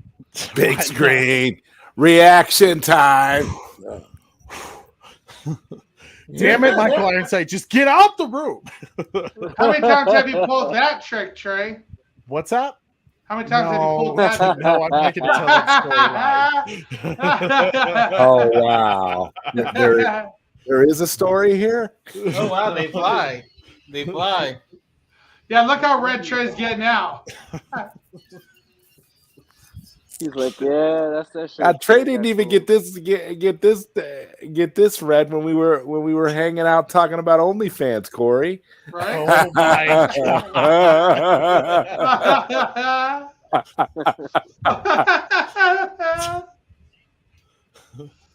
We got a couple of minutes. What? I need 40 minutes. Yes, sir. I like how he's like concerned that it's like another dude or something like that, and he's like, "Oh, thank God," you know. It's like Right. he's like, I okay. thought it was Jake Busey under there. No, the bald-headed dude that he gave his beer to. That dude was kind of chatting Rico up a little bit. Like, why is he like? He literally told him to do that. Why is he that concerned? He's like, "Oh my God, where?" He's like, I just had to know. Right. He's like, I've had suspicion since high school that.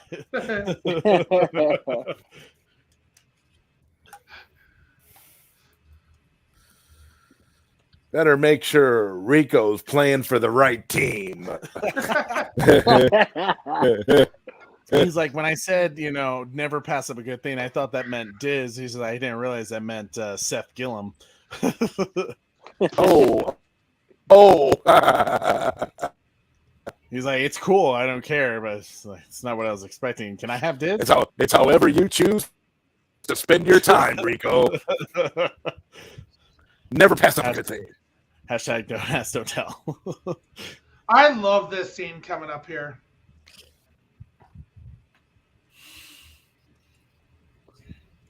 So this has better special effects than the first Spider-Man movie, that's for sure. Right?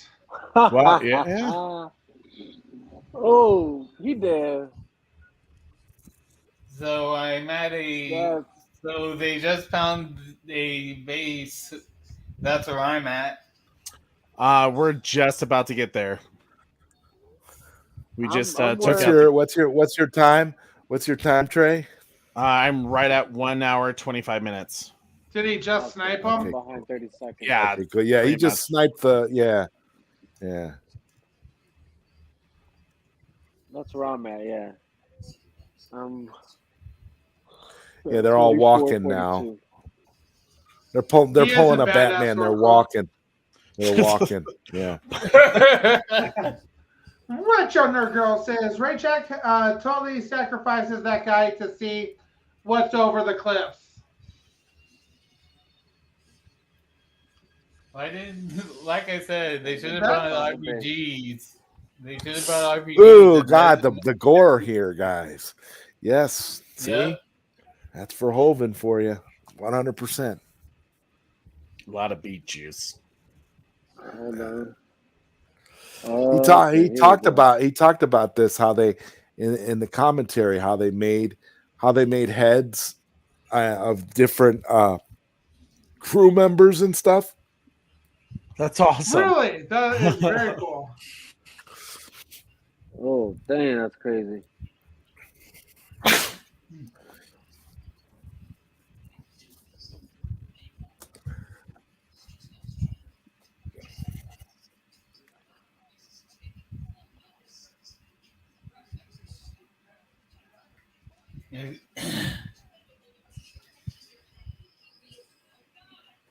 Row.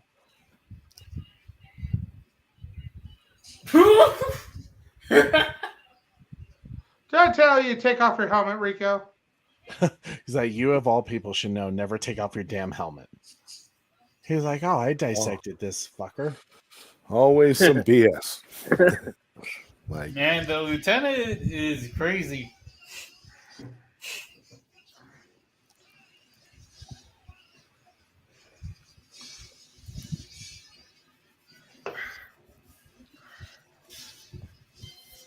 The lieutenant is definitely on friendly fire mode. oh yeah, this was good. This was good how they made this, how they did this scene. Yeah. This is that's a lot of bugs. But yeah, there's definitely a lot of 300 comparisons you can make here.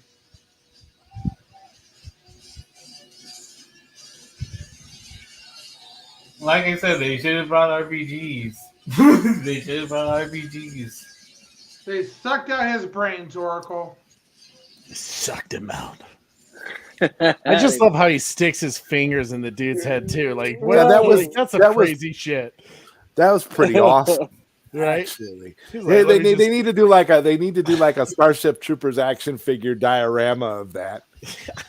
Elliot, that'd be awesome.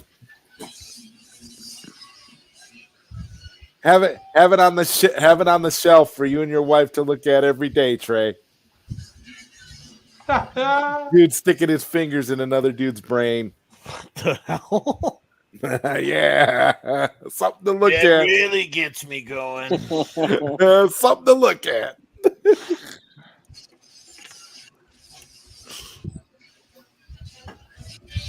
So, wow, that's a lot of bugs. That's a lot of bugs.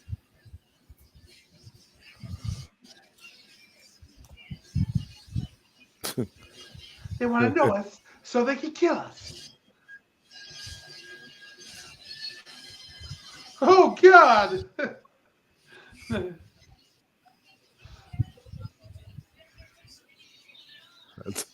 That's no problem for him. Just shoot me. Okay. Michael Ironside. I told you the lieutenant is on friendly fire mode. It's no problem. Really, it's not. You're a liability anyway. It's just ridiculous. You could go somewhere else. You want to live forever? I'm telling you, they should have brought RPGs. Should have brought RPGs.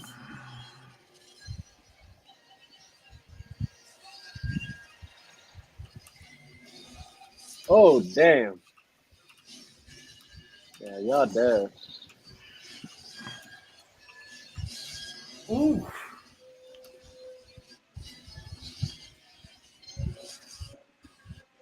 And he's dead.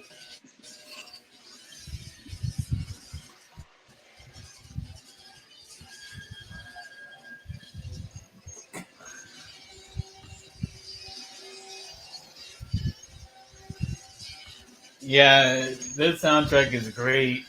This soundtrack is great.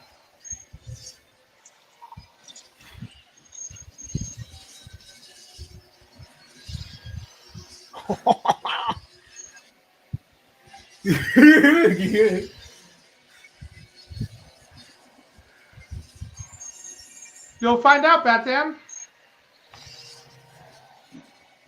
I would have killed the general by now. Oh. Uh-oh. Give them nothing, but take from them everything. Sparta! Oh! Head right Prepare off. for glory. Oh! Damn, another one. Why don't they have RPGs? Like, for real. Oh, Andy, they're dead. They dead. I like how they're laughing. They dead. General just stays there like, oh no, I'm just gonna stay on my knees. Yeah. Oh, that's you. That's you. Ooh. Effie's Team Bug, so ruthless. That's on you.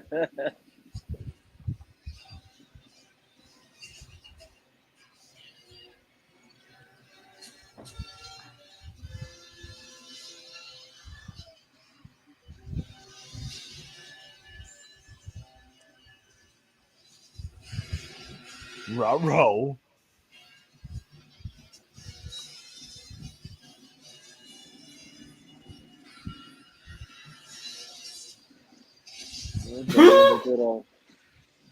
And good old grenade.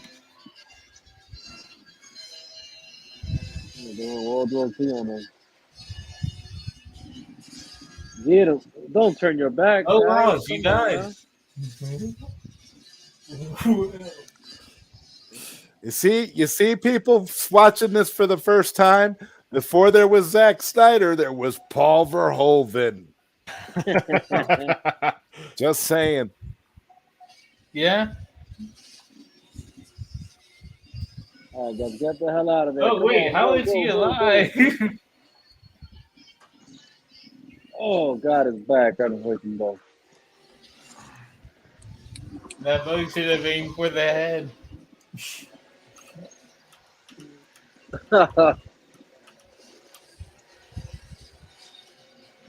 Oh. Final stand, baby. 300.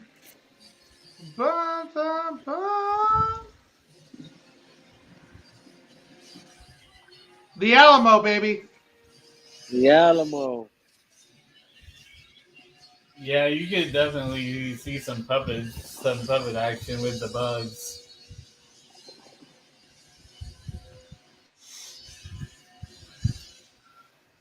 Oh. Damn bugs, man. There we go. Batman coming in with the Batwing.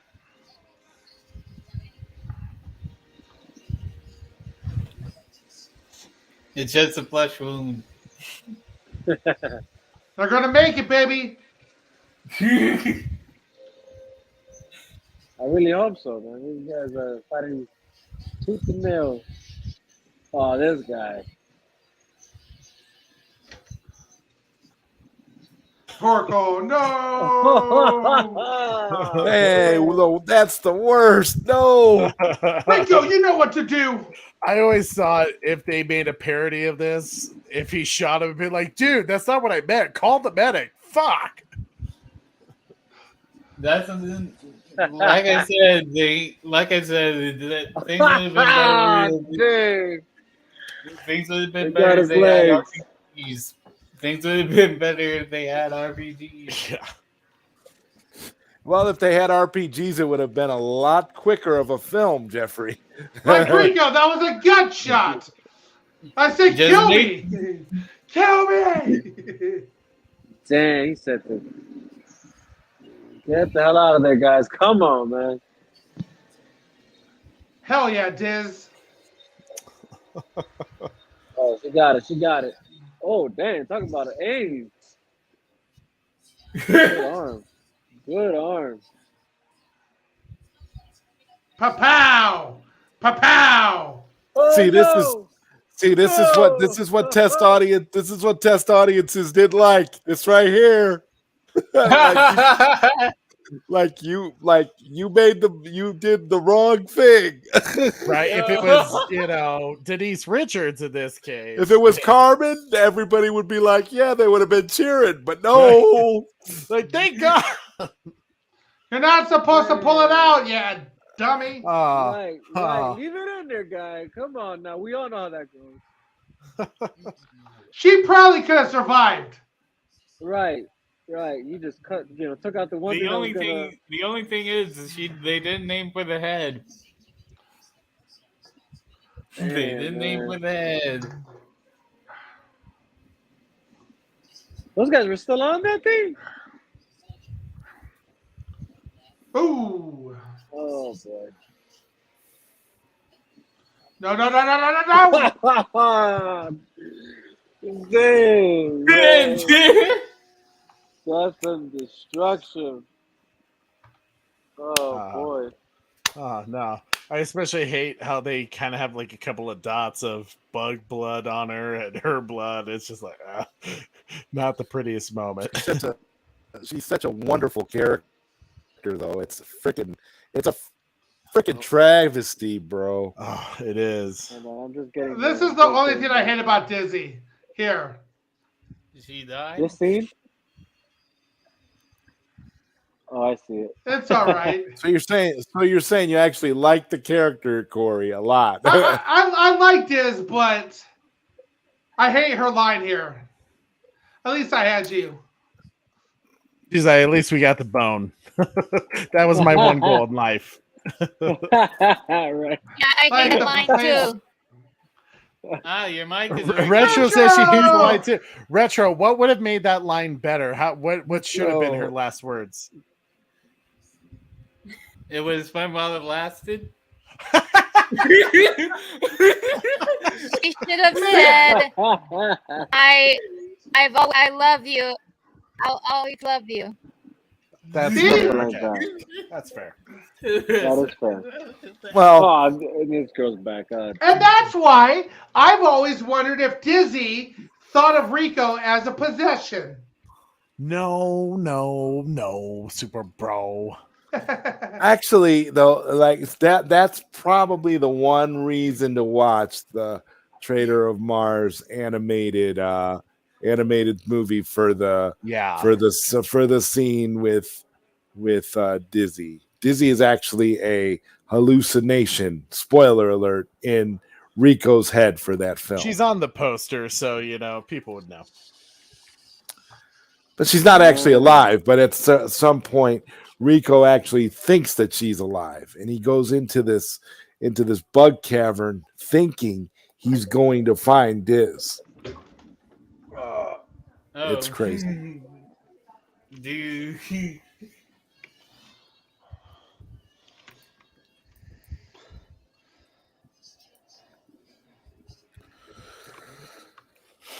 But we know from this that that's not true. She's okay. She's just sleeping. I refuse to sleep. She's gone.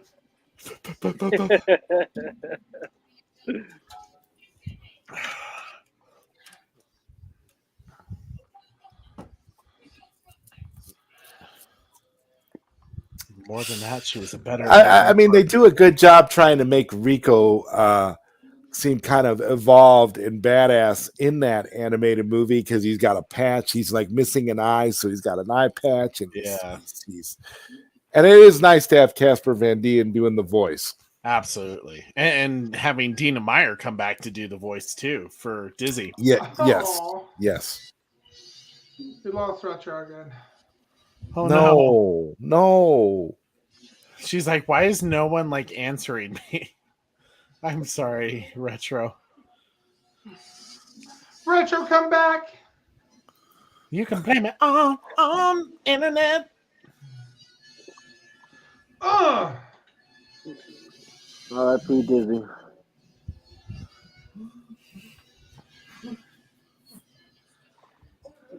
That's really wasteful.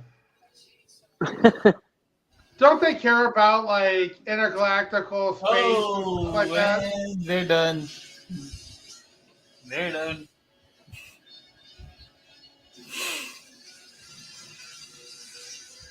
It's a big ass coffin. I'm probably way ahead of you guys. Yeah, it sounds like it.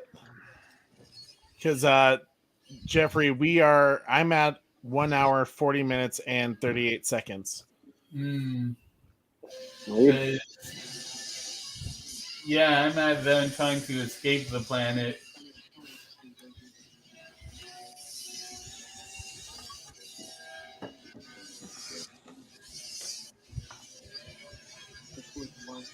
The return of NPH. Yeah, this is where you get to see a little bit of the Carl character from the book. A little bit of that, edgy Carl.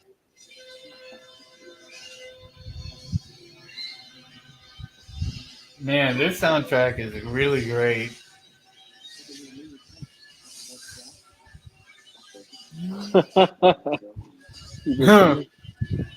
Offers the new position. All right, here you go. Yeah. Oh.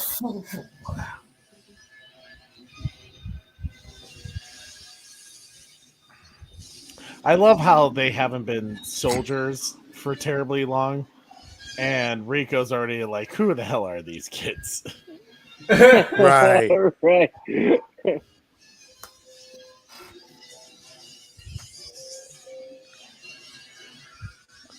Look at how young those kids are. Like I'm doing my Very part young. too. he's like there's like a couple of them in there that are like clearly like 8 years old. Like for real. It's like, bro. They're definitely gonna die. Rico's up there. Salmon fodder.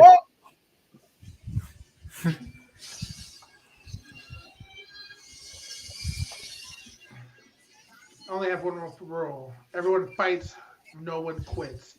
Don't do your job, and I kill you myself. Do you get me?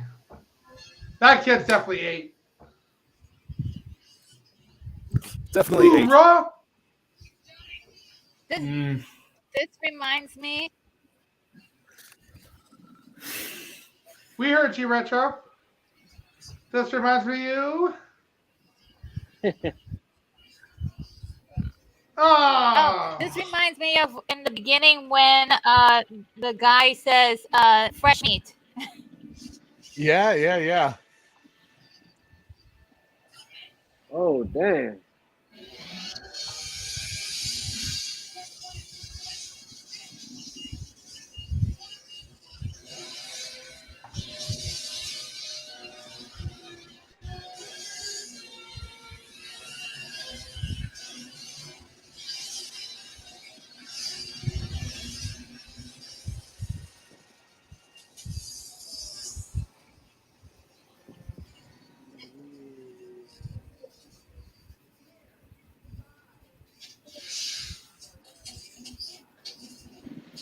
Dang.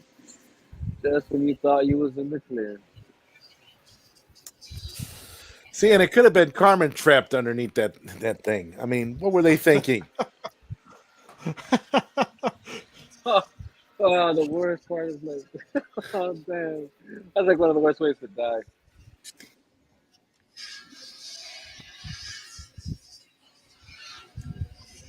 I definitely agree with the test audiences, guys. I really do. It's I would have to agree as well. It's ridiculous.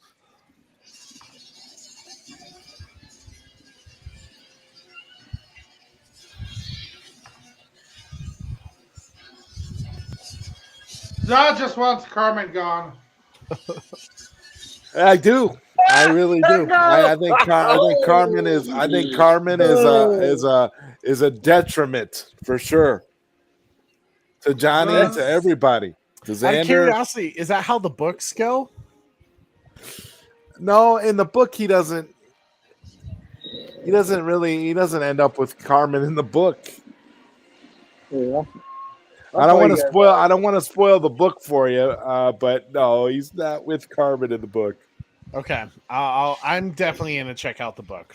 Definitely check out the book. He ends up becoming a loner. I actually just bought it on Audible. Look at you, super bro.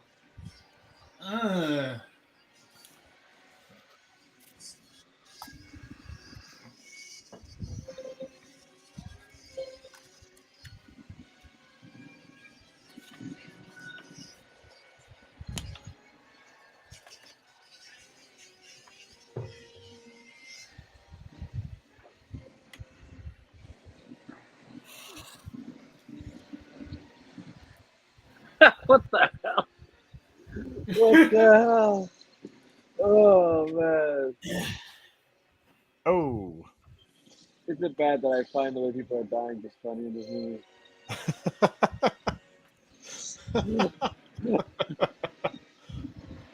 Yeah, this is definitely a more tactical version of 300.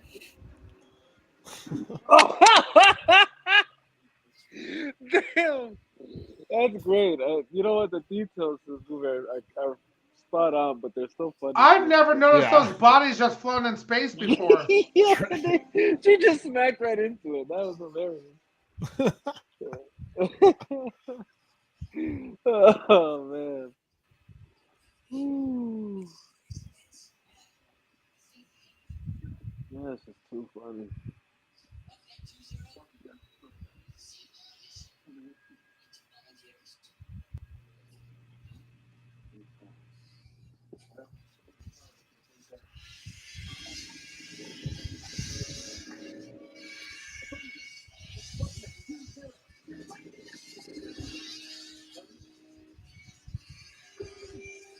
Carmen. This was us earlier. Retro. What is that? Retro. Retro. But now she's back. Okay, so you look like you're the final boss.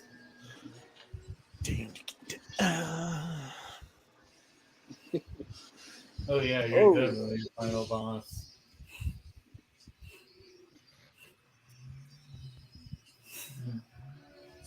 Oh, nope. Nope. Oh, you guys are right Nope. in the shit. Nope. Nope. Good Nope. luck. Nope. Nope.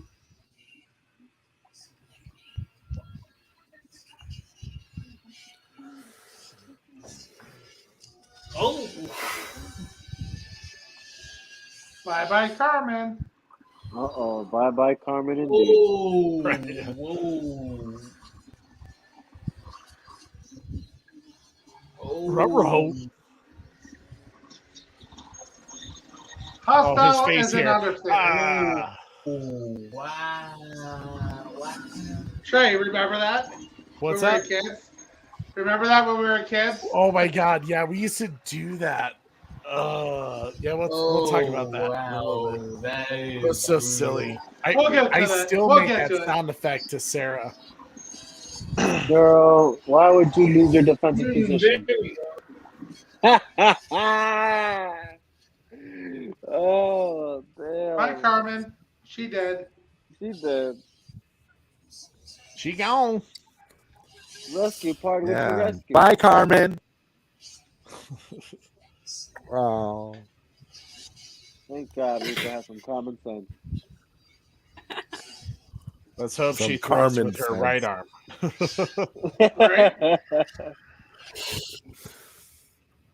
Roughnecks. That's smooth.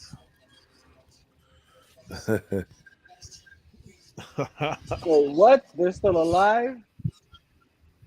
Aha. Plot twist.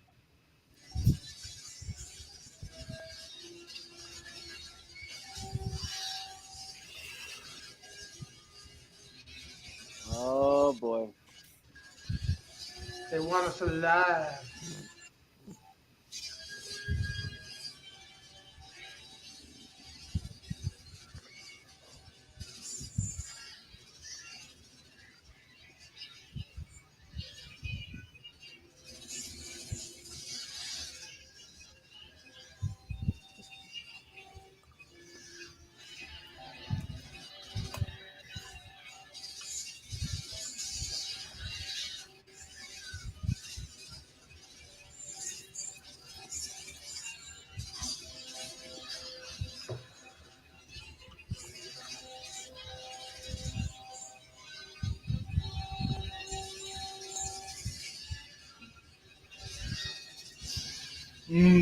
Let's go.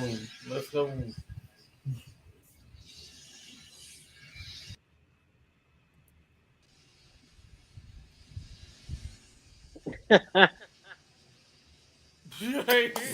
Yeah, they didn't make Carmen hurt enough. They need to make her hurt more.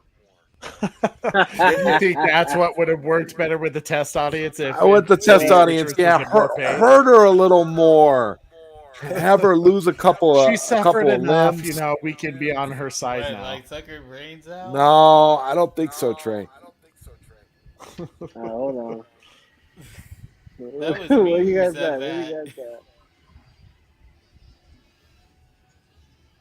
at? Are they dancing around them? What the hell is this? Oh boy. Okay. We got the Emperor from Dune coming in.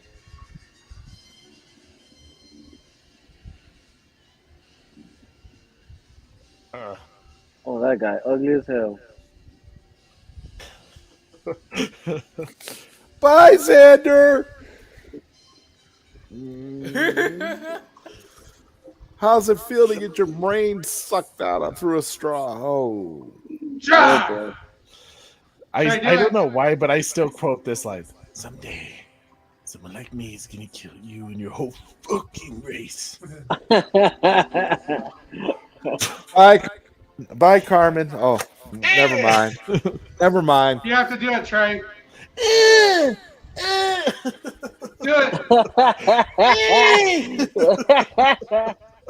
No way. I don't know We used why. to do that shit all the time All to the each other. time.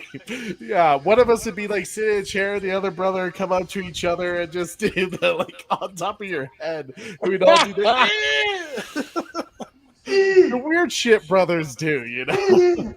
That Dan thinks you hate Carmen, Zod. Yeah, I do. I hate Carmen. I'm with the test audience. That's one weird bug. I would have been writing very raunchy obscenities about Carmen in the test card too. Hey, you don't say that. She's a nice lady. Carmen is okay to me. Like I don't think she's a nice lady. No. Like I don't think she's that hateful, but I do get it. I think the issue is like everyone just like Diz is just such an incredible character and like works with Rico in terms of their relationship that Diz like there's just no way she can redeem herself.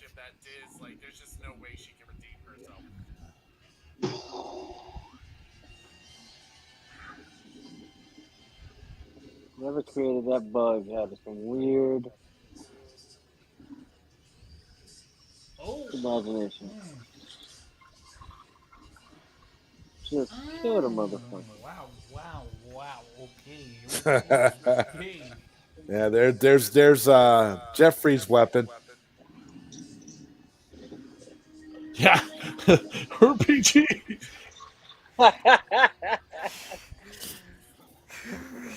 Oh no, not Seth Gillum.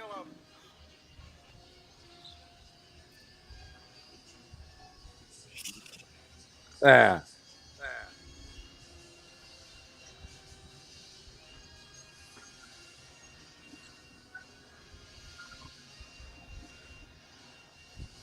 Oh damn, they got him. Out of here. Got him, guys. Okay. Corey, they got him. They got him. Corey, were you there when Seth Gillum said that to us at WalkerCon? When we were like, "Are you trying to be a hero?" Oh yeah. Oh, right. I totally nerded out. I was like, "God, I love you, dude." He did do that. That's right. Yeah. He was such a cool guy in real life. Oh my god. Now let me ask you a question. Why do you think that you don't see Carmen kissing Johnny at the end of the movie? Because of test audiences. Exactly. Oh, really? Did they have to switch that? To They had like, that. hey, she's not like a quick flip. Right. They right. See, Rico had to stay lovable, right? Rico's ratings probably would have gone down if he kissed her. Right, yeah. Right. They had that scene at the end. They filmed that scene. Test audience saw the scene where she kisses Rico at the end, right before the credits, but test audiences said no. Well, that makes sense. That makes sense.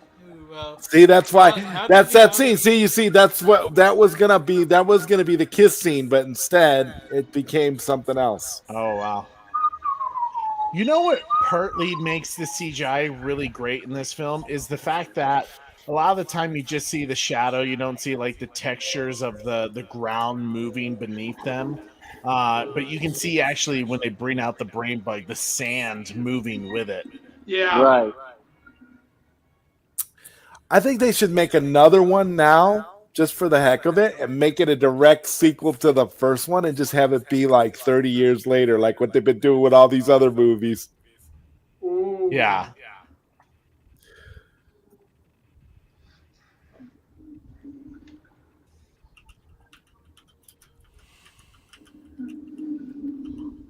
So yeah, I'm now I'm just waiting One on of the you. psychics.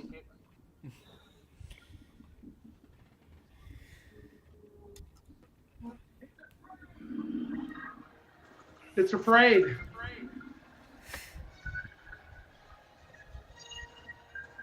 And somehow she's able to raise her arm after a complete, Right. you know.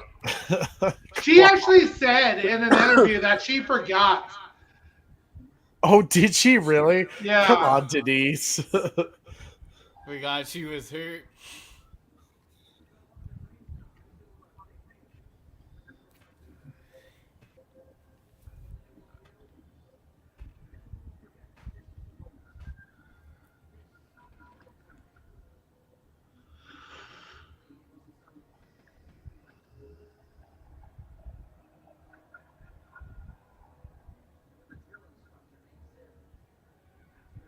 What a great little continuity thing too. The fact that the superior officer in the training camp was like, "You're gonna have to like get yourself demoted to private to go fight a war," and I just would have loved to have known what exactly he did to get himself demoted.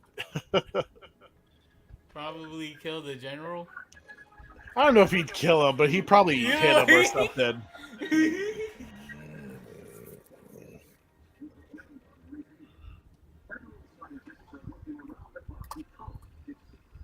Just like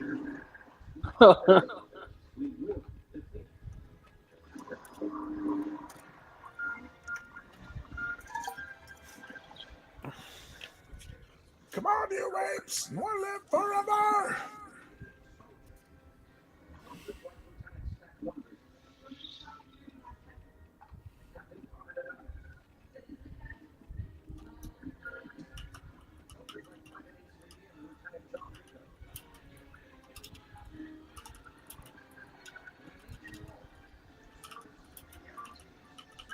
Fantastic. Fantastic. Yeah, that was 1997. I want to see Starship Troopers, the Kill Carmen edition. Kill Carmen edition. Wow. Retro Nerd Girl says, more meat for the grinder. They'll keep fighting. Yeah, Starship Troopers, the Kill Carmen edition. Diz lives. He'll tip it. Welcome to the Roughnecks. Yeah. Rico's Roughnecks. Hoorah! Hoorah! Subscribe and guarantee citizenship. Do it.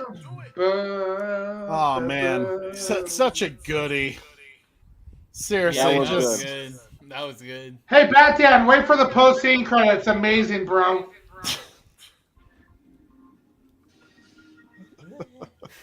Post-credit scene. Well, Dan, don't let him with you. He's always trolling people. Come on, give me a minute. Yeah, there's a post-credit scene. There's a post-credit scene where Carmen dies. Denise, it's nothing against you, Denise. I'm sure you're a lovely person. It's just it's hey, Carmen. Remember, I'm a fan, Carmen. I'm a fan. Yeah, Super Bro Corey is a shill for Carmen. This is Team Diz right here, you know. They'll keep fighting. And they'll win. They'll win. Really? Oh my gosh. Well, guys, really Jeffrey, you finally watched Starship Troopers. Yep. Thoughts? Yeah, it's actually pretty great. It's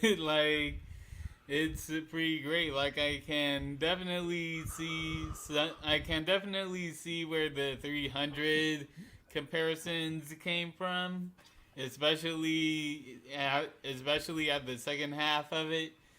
And I wouldn't be surprised if this movie helped out Halo a lot. Yeah. So, but in terms of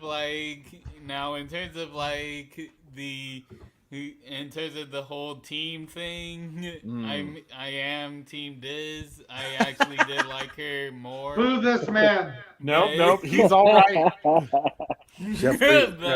Jeffrey gets it right.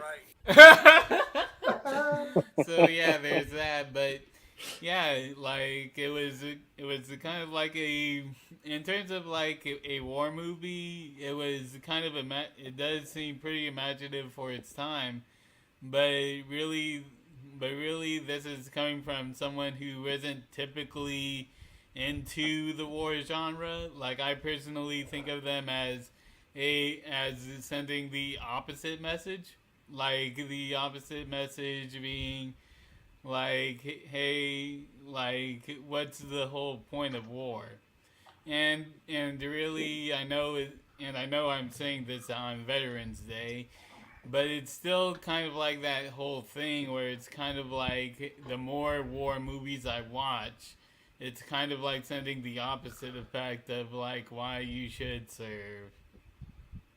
Interesting.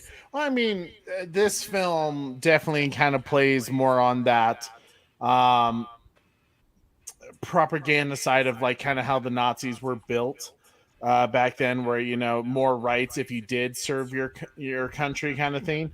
But I mean, it's one of those scenes where I think you just kind of watch it and appreciate just how well they did it in terms of like really diving in deep in terms of like the crazy propaganda they do that we kind of see in today's world, but especially back in World War II. Oh yeah. Yeah. Speaking of World War II, have you seen the remake of All Quiet on the Western Front from Netflix? I have not yet. I've been and that is it is an incredible film. I mean, the cinematography alone is brilliant. Yeah, I've been meaning to catch that one.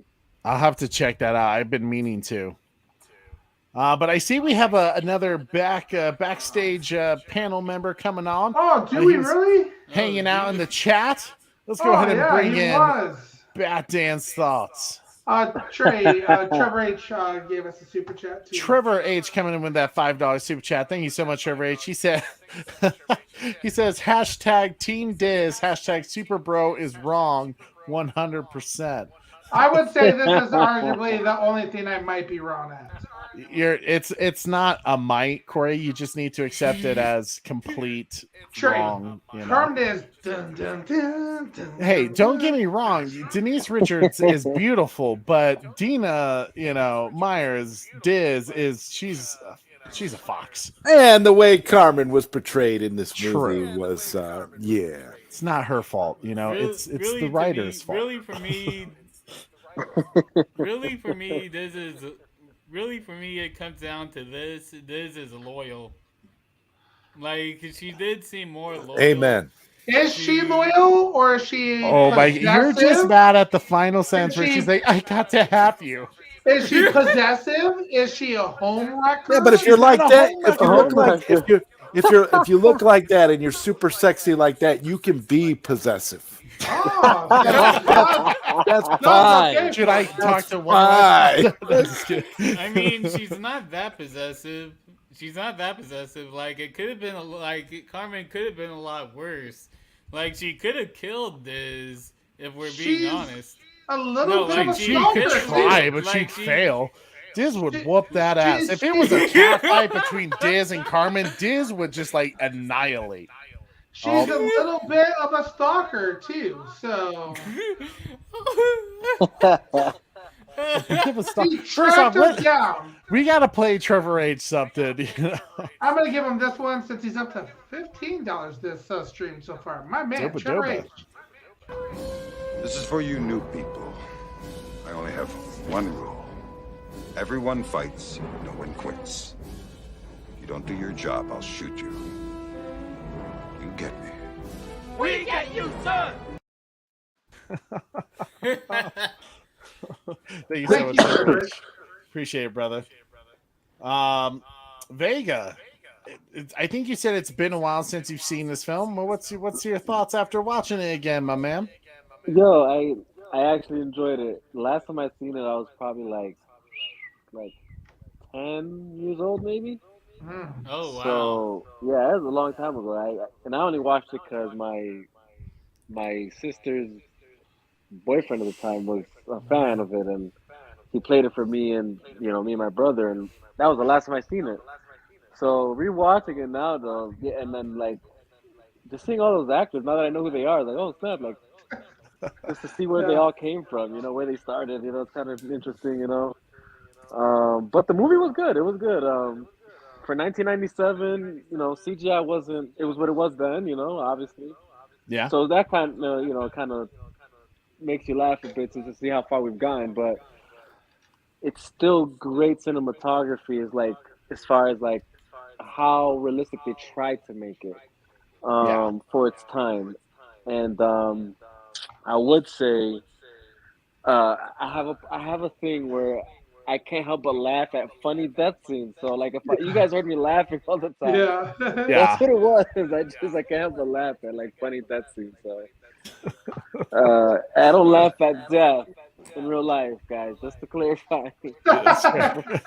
But in movies, he's really messed up. Vega laughs at the wrong times. But in the movies, if it's just especially like spontaneous, like you don't see it coming. Like when those guys were getting their heads chopped off, trying to run away, that was funny to me. But anyway, that's just me. Oh gosh, Zod, your thoughts after watching it again? Recently. Well, it's a movie I watch at least once a year religiously because I love the movie, and I'm very, very happy that you decided to have this watch party. Oh yeah, man! It's like I said. I'm really. By the way, Trey, can you hear that echo? A horrible echo. Where's it coming from? I'm not sure. I keep wondering myself. I'm not hearing it. But I'm gonna mute my mic. I don't know. I heard it recently, but every now and then, like cuts in and out. I'm not sure. I may have fixed it. Oh, was it okay? Super Bro Corey. Yeah, I'm just kidding. I'm just working people's mics. Oh, gotcha. Retro, yeah, like you said, when we started tonight's show, ever since learning about Retro Nerd Girl's channel, where she does so many great movie reviews, and she does even some obscure ones that maybe people have never seen or heard before. The first time I watched her channel, I immediately, I don't even know why Starship Troopers popped up in my brain, but I was like, I would love to see her talk about this film because I bet she has some great takes. Retro. After watching it again after a while, what's your thoughts? Can you hear me good? Yep, we can hear you. Yeah. Okay, yeah. There's a huge delay, so bear with me. My thoughts. It's an excellent movie. The score by Basil Baladoris is just sick. The sound effects is just, these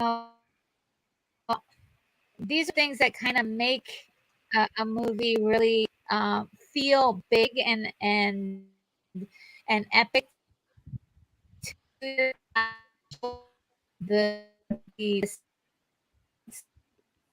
in the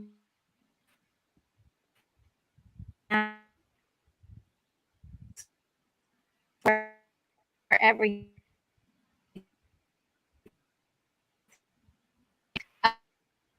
I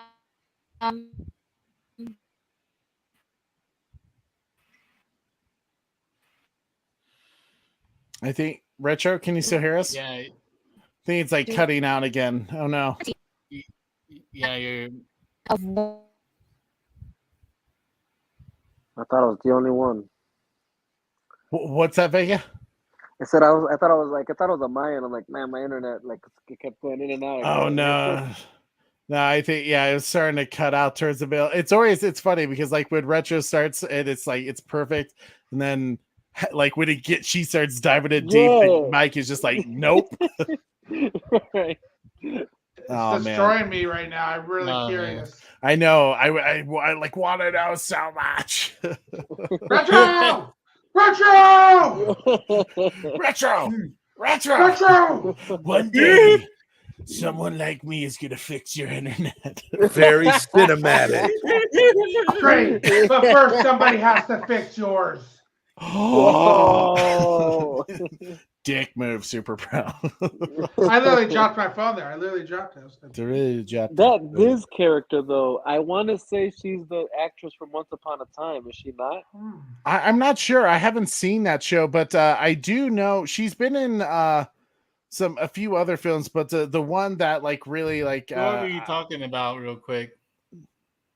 What's that? Who are we talking about? Like which Diz, Dina Myers. Middle school crush. No, just kidding. No, I don't think I just looked her up. I'm pulling up her IMDb right now. Pull it up. I want to say that's the chick from Once Upon a Time. The TV series. Let's see. She's been on some NCIS. She was on a show. She was in Saw. She was in Saw? Yep, she was in Saw 4 and 3. I did not know that. Oh, she was in Saw 2. No, okay. So she was in Saw 2, 3, and 4. Huh? Oh, yeah, she was in. Yeah, she was in Saw 2, 3, and 4. Well, I might have to watch the Saw films and see. Don't judge. So she was not part of Once Upon a Time because she looks exactly like that actress. Oh, does she? but yeah, you need to. But yeah, you need to watch The Northman. Yeah, I'll definitely have to check out The Northman sometime. But man, I freaking love this film.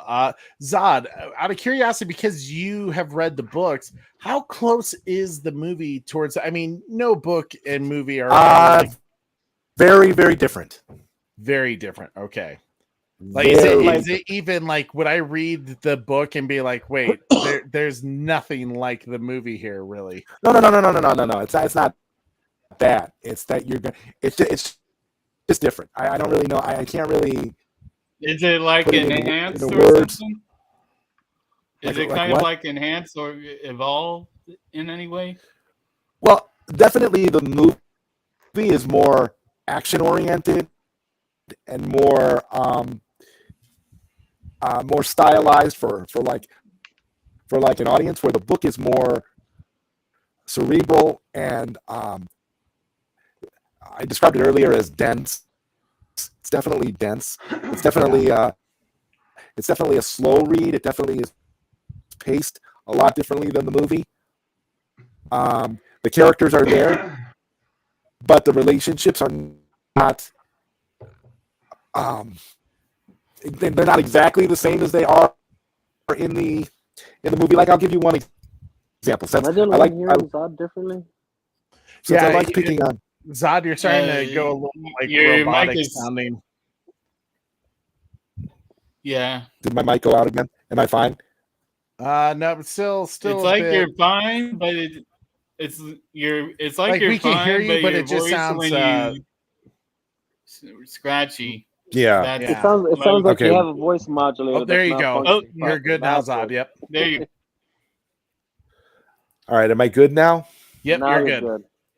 Okay, so Retro says the book is pro-war and political. The movie is satirizing war and using violence to solve problems.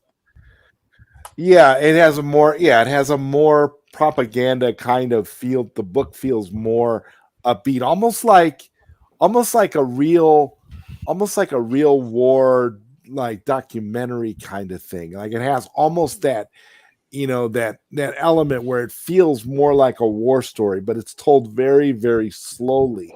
And the relationships, since I bring up Carmen and I like to pick on her, the character of Carmen is less important in the book than she is in the movie. Like, in the book, she's just a classmate that Rico has like a crush on. Like, she kind of plays hard to get. She's almost snobbish in a way, but she's still his girlfriend. But it's really kind of bizarre. So there's a lot of and you get a lot more of like You learn a lot more about Neil Patrick Harris's character, Carl. He becomes more analytical, more scientific. You see a lot more sinister element, almost Nazi-ish in the way that he's really dark, and he's kind of sadistic as the show goes on. But Verhoeven, he took elements from the book, but he didn't exactly adapt the book straight away. Okay. Out of curiosity, I want to read the book. And Retro says Verhoeven, hopefully I pronounced that name right, was bored with the book after a few pages and stopped reading.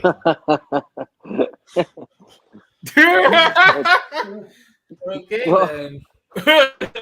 then. That's interesting. Yeah, it's a very dense and slow read. So Verhoeven is not. Verhoeven is a man of action, and he wants to, yeah. So then, what?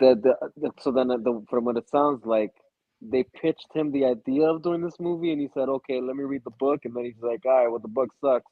I'm gonna do my own thing." That's what it sounds like. Because he doesn't really do his own thing, though. That's the thing. He doesn't really do his own thing.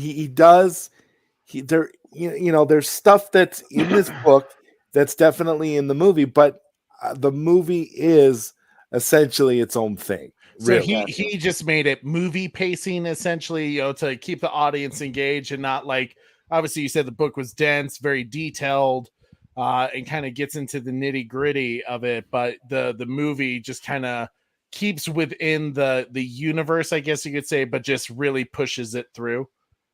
Well, it's like a Hollywood version of World War II. Okay. It's like what was World War II really like, and then how do Hollywood movies portray World War II? Okay. Got you. Okay. Interesting. Okay. And Retro says Verhoeven survived the Nazi occupation, so he was against war and violence and makes fun of it nearly all of his movies. Yep. No wonder I laughed. Retro, I'm telling you right now, for the amount that you need to do a review of this. Yes, you do. The fact everything I've read from you, I'm like, so like, I wish your mic was working, and I know it happens all the time, but like, I would love to see Retro Nerd Girl do a review of this, because she would blow this thing to frickin' like Kingdom Come, like it'd be amazing. Man, so. And guys, as you know, I like to, even though with our watch parties, you know how I feel about this film. I love this film. Team Diz all the way. For that alone, at least somewhere in the 9s. But I like to give it ratings. I like to give these movies ratings. What would you? So we do 0 from 10, 10 being the best film possible. What would you guys give it? We'll do Vega, Jeffrey, Zod, then Super Bro, and then me. Oof, that's rough. Not that it was a bad movie, because it is a good movie. I guess it's like, I feel like we've come a long way from movies. So like, I don't know how to judge it. Should I judge it? You can be honest. You don't have to worry. No. I want to judge it for its time first and foremost, and say like, for its time, I'd probably give it a good 7.5 out of 10, maybe 8 out of 10. Because it is entertaining, especially like the war aspect of it for sure. But a lot. I mean, even like seeing Retro Nerd's comments about like how he likes to, I guess, make fun of it. It actually makes sense, because some of the things are so funny to me, like the training mishaps, like in like what the like, you're just gonna shoot this guy in the head, like that's kind of crazy, But there's a lot of things that happen that are just like shock value, like whoa, out of nowhere, but it's kind of like funny at the same time. But so yeah, with that being said, for its time though, altogether, I'd probably say 7.5. And just in general though, like from then till now, even like I would say I'd probably give it like a 6.57, somewhere in that area. Okay. Sorry, man. I don't mean to. No. I'm not offended by that at all. Damn I think Vega! this film at least always deserves over a 5. Because 5, to me, anything above a 5 means it's worth watching, it's worth checking it out, and you enjoyed it. If it's below a 5, you're saying it basically wasted your time, and that I disagree with. If anyone gave this a blow, I enjoyed the film. I enjoyed it for two things. One, like watching it again from like it was like watching it all over, like for the first time again. It was like, oh snap, I kind of forgot these things. Yeah. But then also just I think watching it like at my age now with like even like the group that we're with right now, and it was like kind of commentating along the way. So it was a very enjoyable experience overall for sure. Oh, did we lose you, Super Bro? Yeah, I'm not sure what happened there. Let's see how you were. Weirdo. Who are we at? Who are we at for ratings? Was it Jeffrey? Was it Zod? Corey, you flipped the group from me. Yeah, it was like this, I think, right? Was it? So I think is it Jeffrey that needs to score? Jeffrey. Yeah. Yeah, Jeffrey. So really, like I said, I'm not really a huge war movie fan, like I said, but I gotta say this was really enjoyable, and really for what it was, I think it's a 7.5 for me, because even though it did go into like the satirical nature of it, like it was even though it was like really simple, I did like the premise, and I do think I would definitely watch it again, because for me, like, this movie just like really just from a first viewing experience, I think it's just kind of like a fun movie that does poke fun at the satirical nature of war. And really that's kind of like one of the more that's really the war movies that I do like. Like, I don't like I kind of like how it kind of questions about the type of war movies that I do like, the ones that question war most, and I think that definitely is what Starship Troopers is. Even though I know it's not accurate to the book, I gotta say that I do like how the director approached it. Neo7 says Basic Instinct, RoboCop, Total Recall, Flesh and Blood, and Starship Troopers are Verhoeven's best work in my opinion. Oh my god, I didn't think about that. Yeah, he did do Basic Instinct. Absolutely. Well, that makes even more sense. Wow. Yeah, great popcorn movie. Absolutely. No, yeah, and I think I read Noel said he'd give it an 8, which I didn't get to that tree yet. Yeah, it's enjoyable. It's so enjoyable for sure. Yeah, I was here it eating definitely donuts, is drinking enjoyable. milk. I have them marked, Trey. What's that? I have them marked. Listen, you've been marked? What do you mean? The comments of the star. ratings. Do you mean? Oh, okay, cool. Zod Rider. Okay, listen, Trey. You know I'm a big Starship Troopers fan. I love this movie. I've always been a fan of it. I've owned every possible home media edition of it. I even had it on Laserdisc for a time. Listen to me. And I didn't even have and I didn't even have a Laserdisc player. But here's the thing.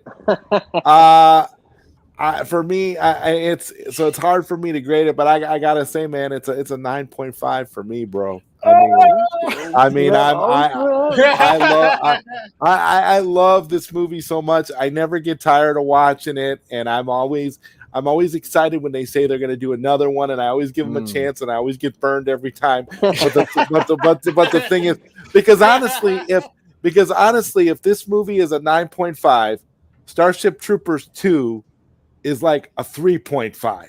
Oh wow! I mean, that's what we're talking about here in terms of the differential. Curious now. And then Starship Troopers 3, they tried and they did a lot to try and recapture. They even talked to Paul Verhoeven and everything, and they tried to recapture the spirit of the original, and so they did a better job. So I would say that the third one, just for the fact that they brought Casper Van Dien back, for Johnny Rico, I would say that it's close to a 7, but it still doesn't live up to the greatness of this original film. And yes, I will say that this movie is definitely better than the book. I will agree with that 100%. It's much better than the book. The book wishes that it was as good as this movie. So I don't know. I absolutely love it, Trey. I'm as big of a fan of it as you are. You and me both.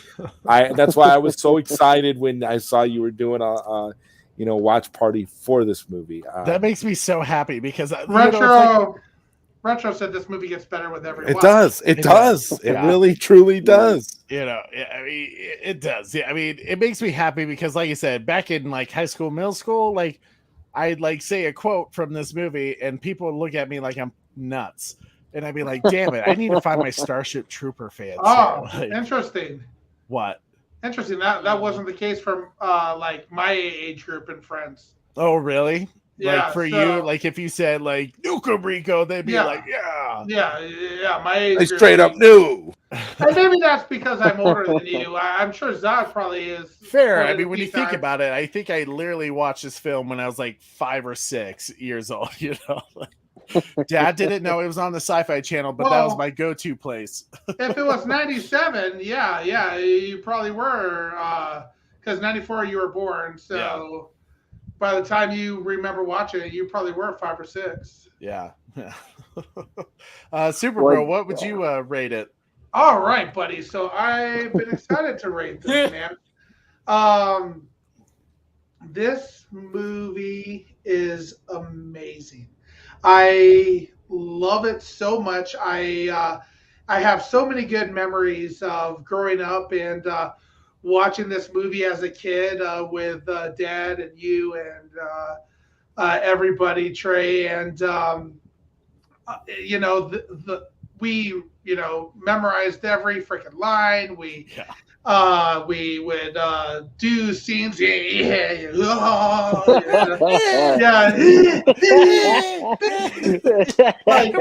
mean, our mom would look at us like we're crazy because we literally just go up to each other, take our hand like this, and then just like, Okay, Trey. That's awesome. Come on. That's awesome.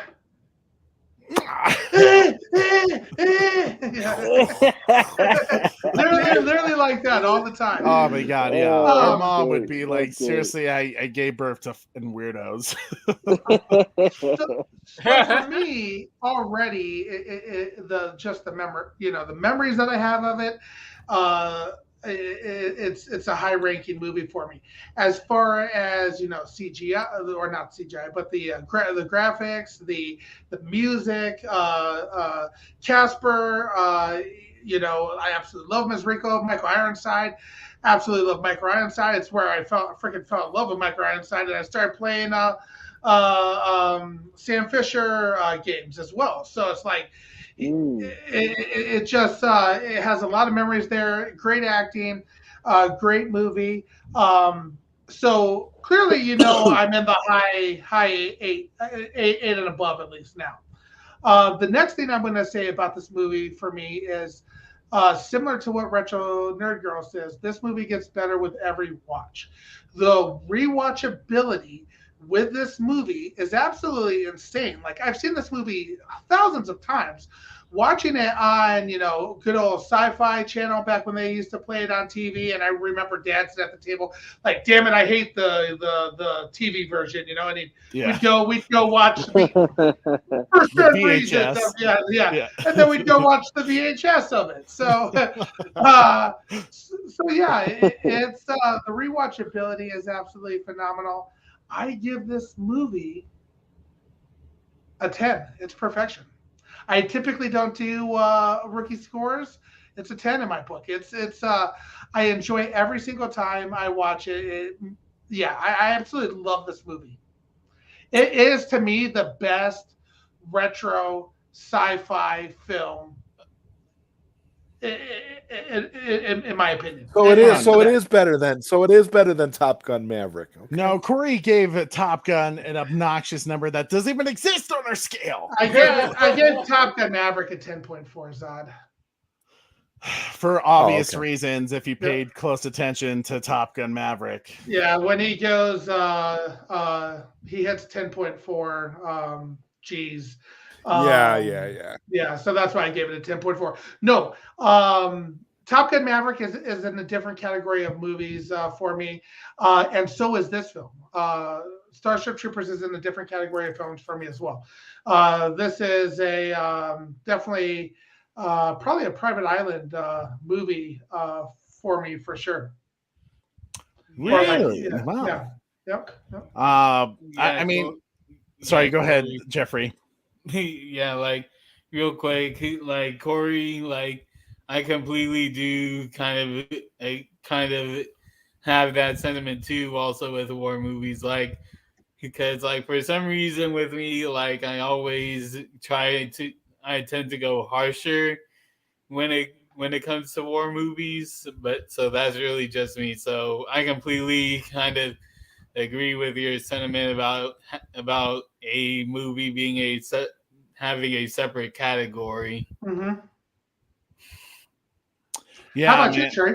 I remember Casper's watching. Casper's watching. Hey man, I would be honest with Casper either way, and the truth is with Casper, it's a phenomenal film. It's nostalgic to me. Like I said, watched it probably too much at an early age. Diz, middle school girl crush. I learned a lot. I learned a lot about certainty. The CGI for its time is amazing. It's like one of those films that it's like Star Wars the way it holds up. Yes, and it's iconic. It holds up as good as the original Star Wars. Yeah, yes. And there's no film really like it. It has its own style to it that is like you just can't forget it. The moment you watch it, you'll never forget the time you've watched this film because it's so different from like other sci-fi flicks with that propaganda element to it that it's like you can't, and it's just like you can understand why there's a cult following of this film because there's so many iconic lines. There's so many themes that makes it Starship Troopers that they lost that, like Zod said in the sequel. They kind of got it back in the third one. But I think because like this one out of all of the films is really like none of the films in this franchise come close to this one. So you appreciate it even more.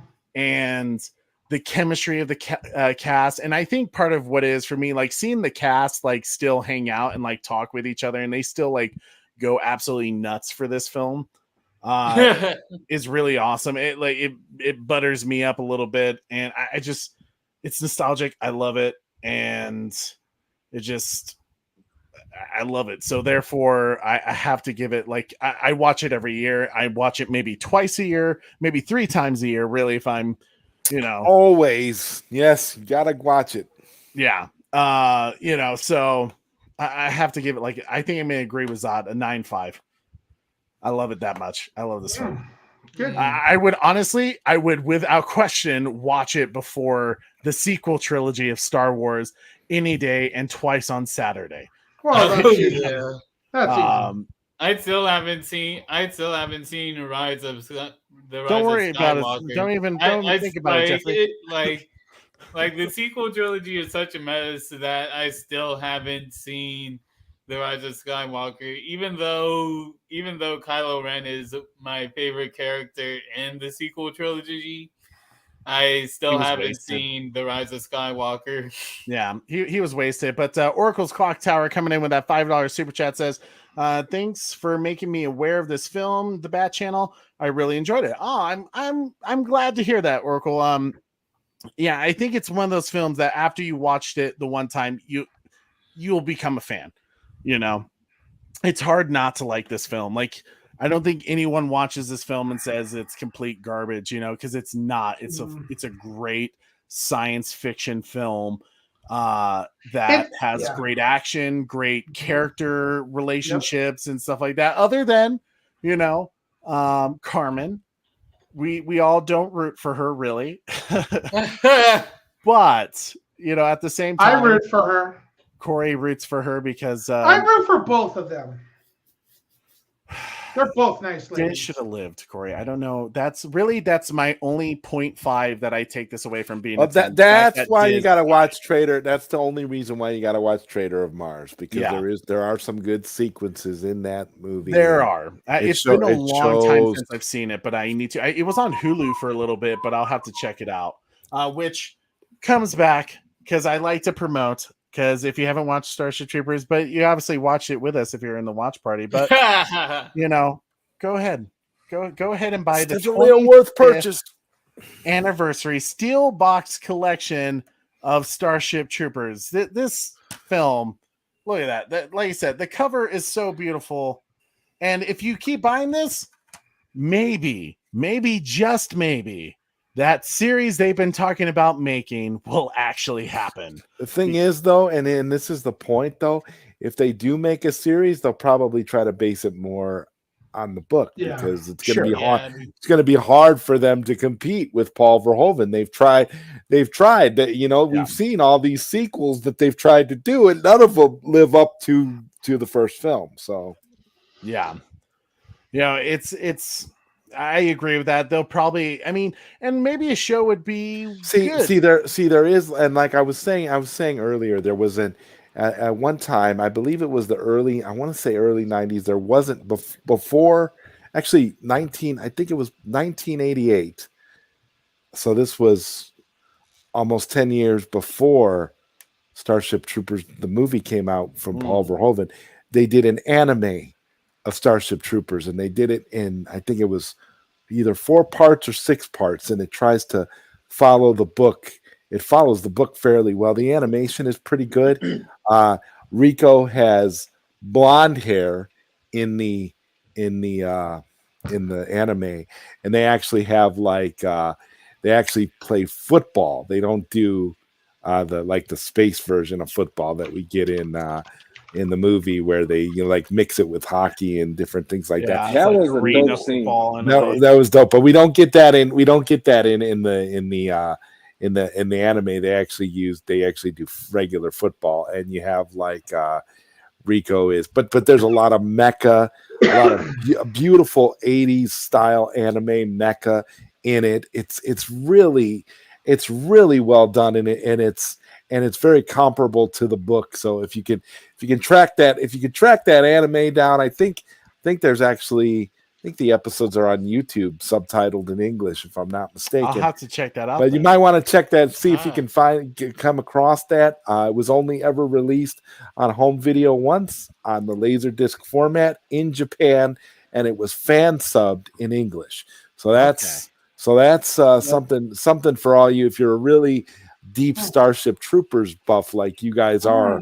I think that's something you might want to try. Yeah, absolutely. I'll have to check that out. I'm actually excited. I'm excited to actually check out the book too, because I knew it was based on a book.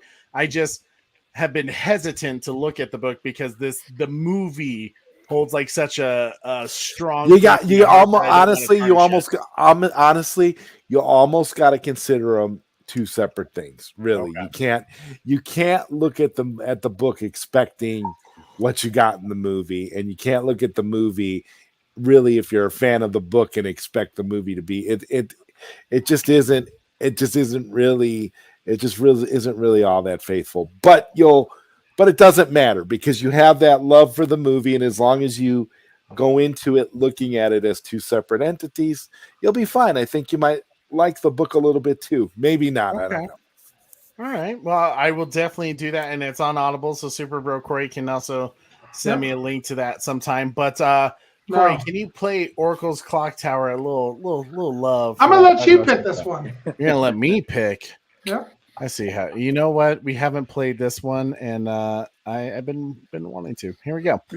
This is for you, Oracle's Clock Tower. Thank you so much, and I'm glad you enjoyed the film because I do love this film, and I think people who haven't seen it need to see it.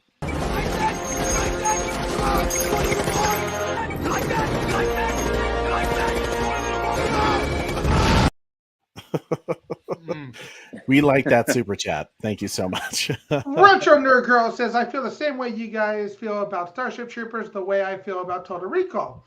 Another Verhoeven film. It was a family favorite Total in my Recall, household. that was and my another one and another one I haven't seen. You haven't seen Total Recall, the original What? with Arnold Schwarzenegger? I haven't. I'm honest. I'm honest. Have you seen the original RoboCop, Jeffrey? Yes, I did see that. Okay, I'm about I to did see say that, that. and I love it. You might have to do an original Total Recall watch party at some point because that I was so disappointed. Other than Kate Beckinsale was in it, which Kate Beckinsale was my high school remake crush. Gina, that was your high school crush? No, Corey, don't even talk about it. So yeah, man, Total Recall. It's a great film. The remake, not so much. But the remake is dog crap. But yeah. Guys, as we start to come up on the end of our show, I always like to roll out the red carpet for you guys. My man Vega, I know we kind of talked about this on our last stream, but for those who didn't watch our DC show and are just here for Starship Troopers, tell people what you got going on. First, let me say thank you for allowing me to watch this movie with you guys. It was dope.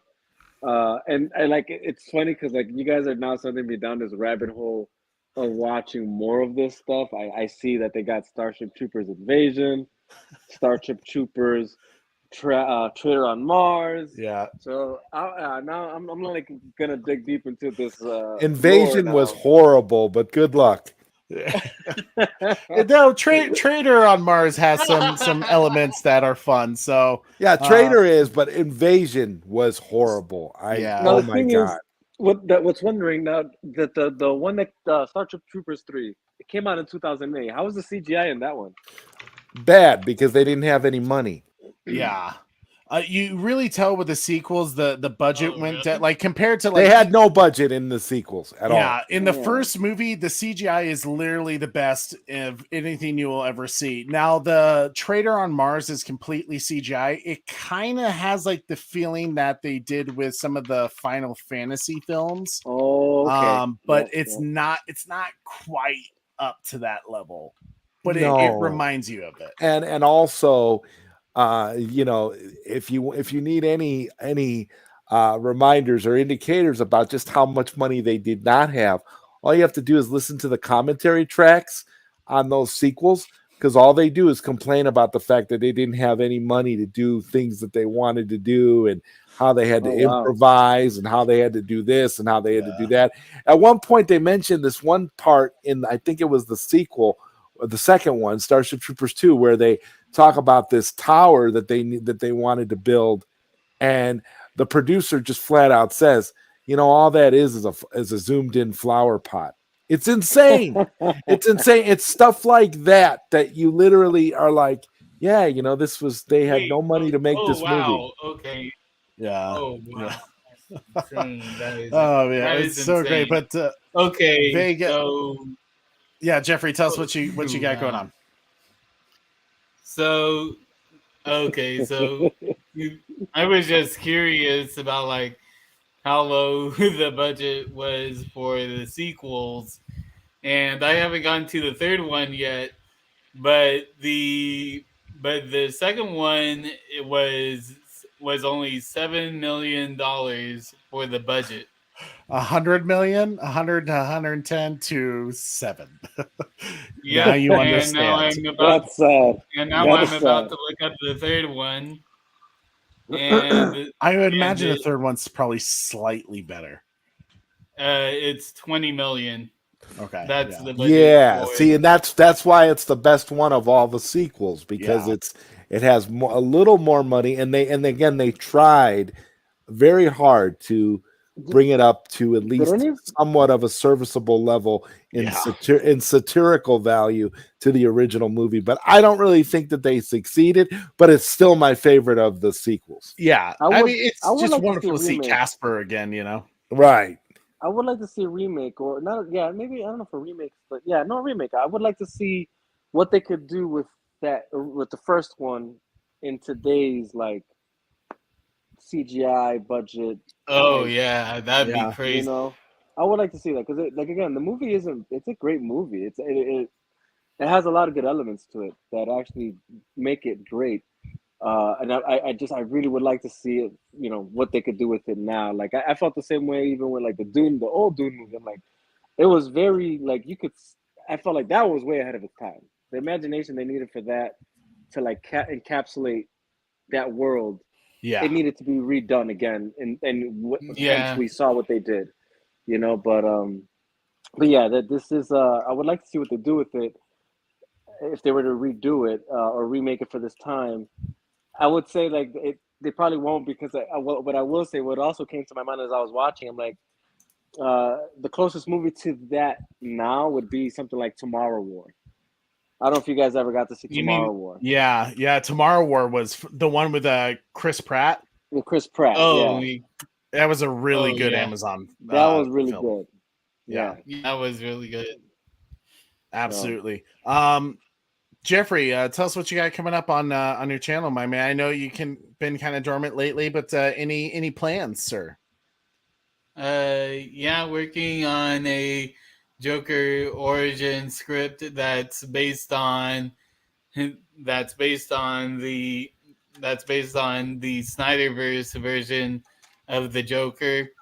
And how I'm doing it is going to be a pretty interesting take of how to make a movie. Like, it's going to be, I'm going for like a Dr. Seuss feel for it, and I'm going through the script, and it's actually going pretty good.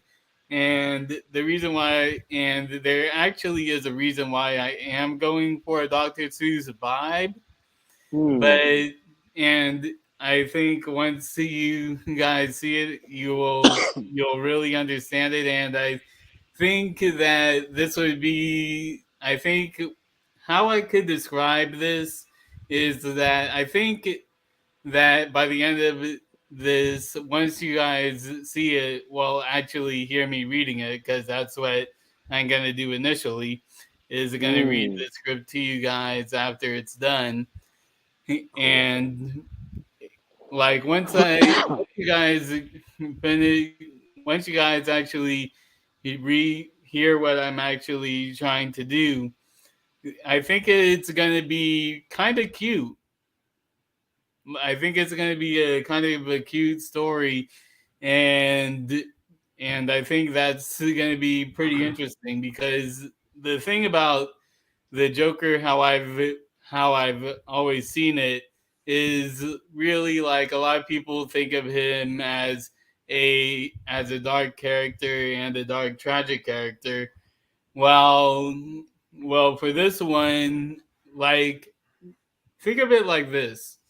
Think of it like going from the Todd Phillips Joker to a kind of hat story. Like, and I think that's going to be pretty fun to experiment with. Like a fun, playful side of the Joker. That's intriguing. Yeah. I dig that. Well, dude, I can't wait to see if it's anything like what you did with Pandora's Box with the Justice League. That was really, really cool. And even your sequel was really fascinating. So I'm curious to see where you go with this, especially with kind of having more of a fun, chaotic cat in the hat version of it. That'll be, I mean, I think that's a cool way to think about it, and I think you can have a lot of fun with that. So that's exciting to me. Good luck with that, Jeffrey. Can't wait to check that out. Please subscribe to Jeffrey and Vega's channel as well. My man. Before we jump to Zod, since he was also a very high rated score for Starship Troopers, we forgot to go to the chat scores, Trey. Oh, whoops, my bad. Sorry. Wow, yeah. Apologize, So real quick before Zod kind of wraps us up, the Butler gave it an 8.4. Oracle's Clock Tower gave it a 9.3. Batman with his 8.421576423. Nice. Red Hooded Outlaw with an 8.6. Retro Nerd Girl with an 8.7. 8.1 out of 10 for Trevor H. 7.9 from hashtag Restore the Snyderverse Okay, I Guy. wasn't the only one in the 7. Neo Sevens gave it a 9 out of 10. Him. 8 for Diz for me. Noel gave it an 8 out of 10. And nice. I think that was it for the scores. Lovely. So everyone is definitely above a 5 and sucks for the most part for a 6, which I appreciate that. That makes me happy. If someone doesn't like it, I'd be curious to hear their thoughts too. So if someone's doing the watch party and he's like, Trey, this was absolute trash, let me know in the comments why you thought. Come at me, bro. I won't argue. Well, I might debate it, but you're wrong. Yeah, that's simply put. You're wrong. I'm just my boy Zod Ratar. What you got going on, sir? Man, again, it's been such a pleasure to be here with you guys for both of the streams that you did today, Trey. Thank you, Trey. Thank you, Corey. You guys are awesome. I'm always happy to be hanging around with you guys under any circumstances. And honestly, this was so much fun, and this was just needed after today. To be honest with you, this was just something that we needed to do. We needed to just chill and have a good time and just think about something fun. And this was absolutely a great experience. So, as for me, coming up tomorrow, Saturday, me and the Savage Bat, you can catch us on the Bat and the Kryptonian. We'll be doing our live stream that we do every weekend, and then you'll be able to catch me later on during the work week with late night Q&A and the Zod Rider Show. And of course, I'll probably be collaborating with you guys and other people throughout too. So I'm around. I'm always around. Nice. So hell yeah, man! I'm so excited. Zod's been working on a book that you've been. I really been. Here's the thing. I've been silently working on my book because I honestly feel like nobody really cares. I was posting updates and stuff, and for a while, and it seemed like people were a little bit interested, but then it seemed like people really didn't care. So I thought you were going secretive with it because shit was going down. Well, not only. That's the other thing too. That's the other thing too. It's sort of is kind of two pronged because it seems like there's so much negativity going on right now in the fandom and with people feeling the way that they do about certain things and about what's happening behind the scenes with DC and WBD. So writing this book, I'm just kind of silently moving, creeping behind the scenes, getting all the facts, doing all the fact checking, talking to industry professionals, doing a lot of secret stuff behind the scenes that nobody knows about. But it's cool because when the book is finally done and it comes out, I think people are going to be pretty surprised with some of the stuff I've been able to come up with. So we'll see. Ooh. Nice. I agree, man. Such a great. Me personally, Zod, I'm excited for this book, and I have been paying attention. Yeah, me too. For it, so I've been keeping tabs on it every time you mentioned about it because I'm personally excited to see an actual true telling rather than a biased, Oh yeah, there's definitely no bias. There's just facts, real information, and then there's my perspective, and then I'm going to be reaching out towards the end, towards the later chapters of the book. I'm only on chapter 5. I just finished chapter 5, and so as I get further into the book, that's when I'm going to start reaching out to people to get their perspectives, and then I'm going to add that into the book. So I'll probably most likely be reaching out to all of you on this panel at some point. So would love to be a part of that. Guys, you know how I feel about Zod. Sorry, go ahead, Super Bro. No. Go, Trey. Well, I was simply gonna say, you guys know how I feel about Zod and everyone on this panel. Like, just absolutely phenomenal people. Even Batman was able to join us for a little bit. So, and he has a great channel that you guys should check out. He's going to be doing a cool Kevin Conroy Batman movie review soon this weekend. I highly recommend you guys go check out Batman's thoughts. And of course, the lovely Retro Nerd Girl. I've been waiting to do this with her forever, of doing a Starship Troopers watch party. I'm sorry that the connection wasn't working as well, but nonetheless, just to be hanging out with Retro, watching this film and hearing her thoughts on it as we watch along was, for me, it was like a check mark off the 2022 bucket list. Right. So Retro, thank you so much for joining us. Sorry. Retro Nerd Girl says, great run of streams, guys. I wish my technology was working, but I still had fun watching along and hanging out in the chat. And, I think one thing that, we have to say again is, definitely make sure you're all subscribed to Retro Nerd Girl. If you thought some of the in-depth commentary that she was tossing in the chat was amazing, go watch one of her videos. It's fantastic. She knows her stuff.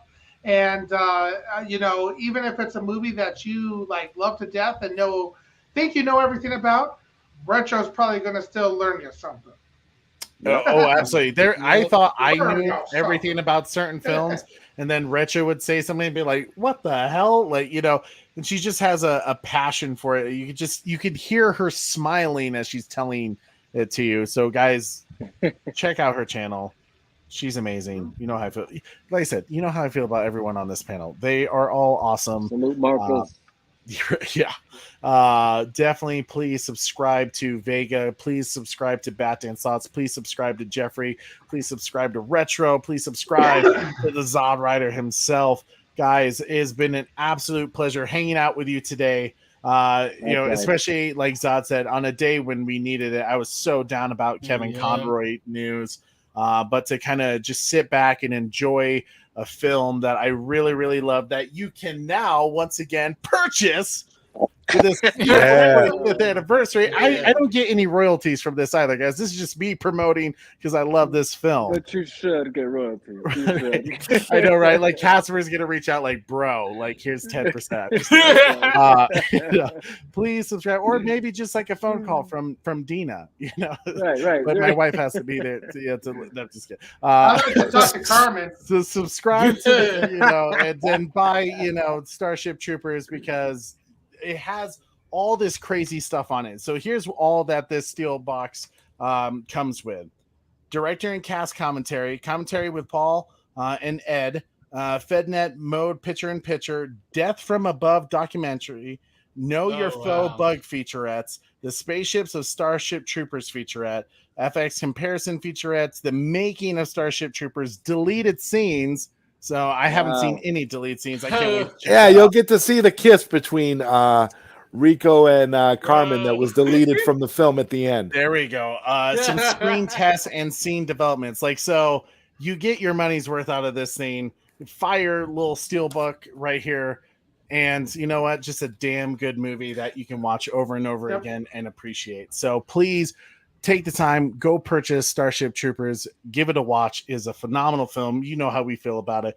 And as always, guys, absolute pleasure. Thank you for everyone who joined us today, hanging out with us. I am your host, Trey of the Bat Channel. Don't forget to check out Delta Squad tomorrow, doing Andor episode 10 breakdown. We have a lot to talk about because this last episode was incredible. How many episodes are there going to be for this 12. show? Okay. There's going to be 12. That's good. That's good. It's been a minute since there's been like a good amount of episodes in any of their series. It's always been like 6 to 8, and I'm glad we're going to double that this time. So And we'll be doing a little Kevin Conroy watch party here probably on Sunday as well. So be on the lookout for that. Yep, be on the lookout for that as well. We're going to try to raise some money for some cancer research and on Sunday with all the super chats. So, guys, thank you so much. Don't forget to smash that like, share this video, subscribe if you haven't already, hit that notification bell so you never miss an episode.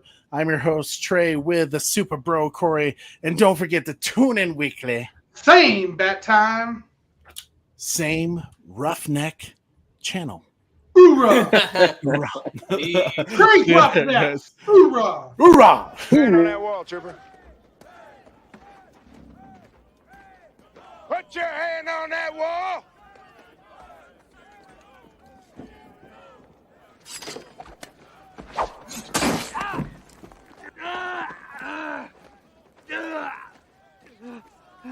The enemy cannot push a button if you disable his hand.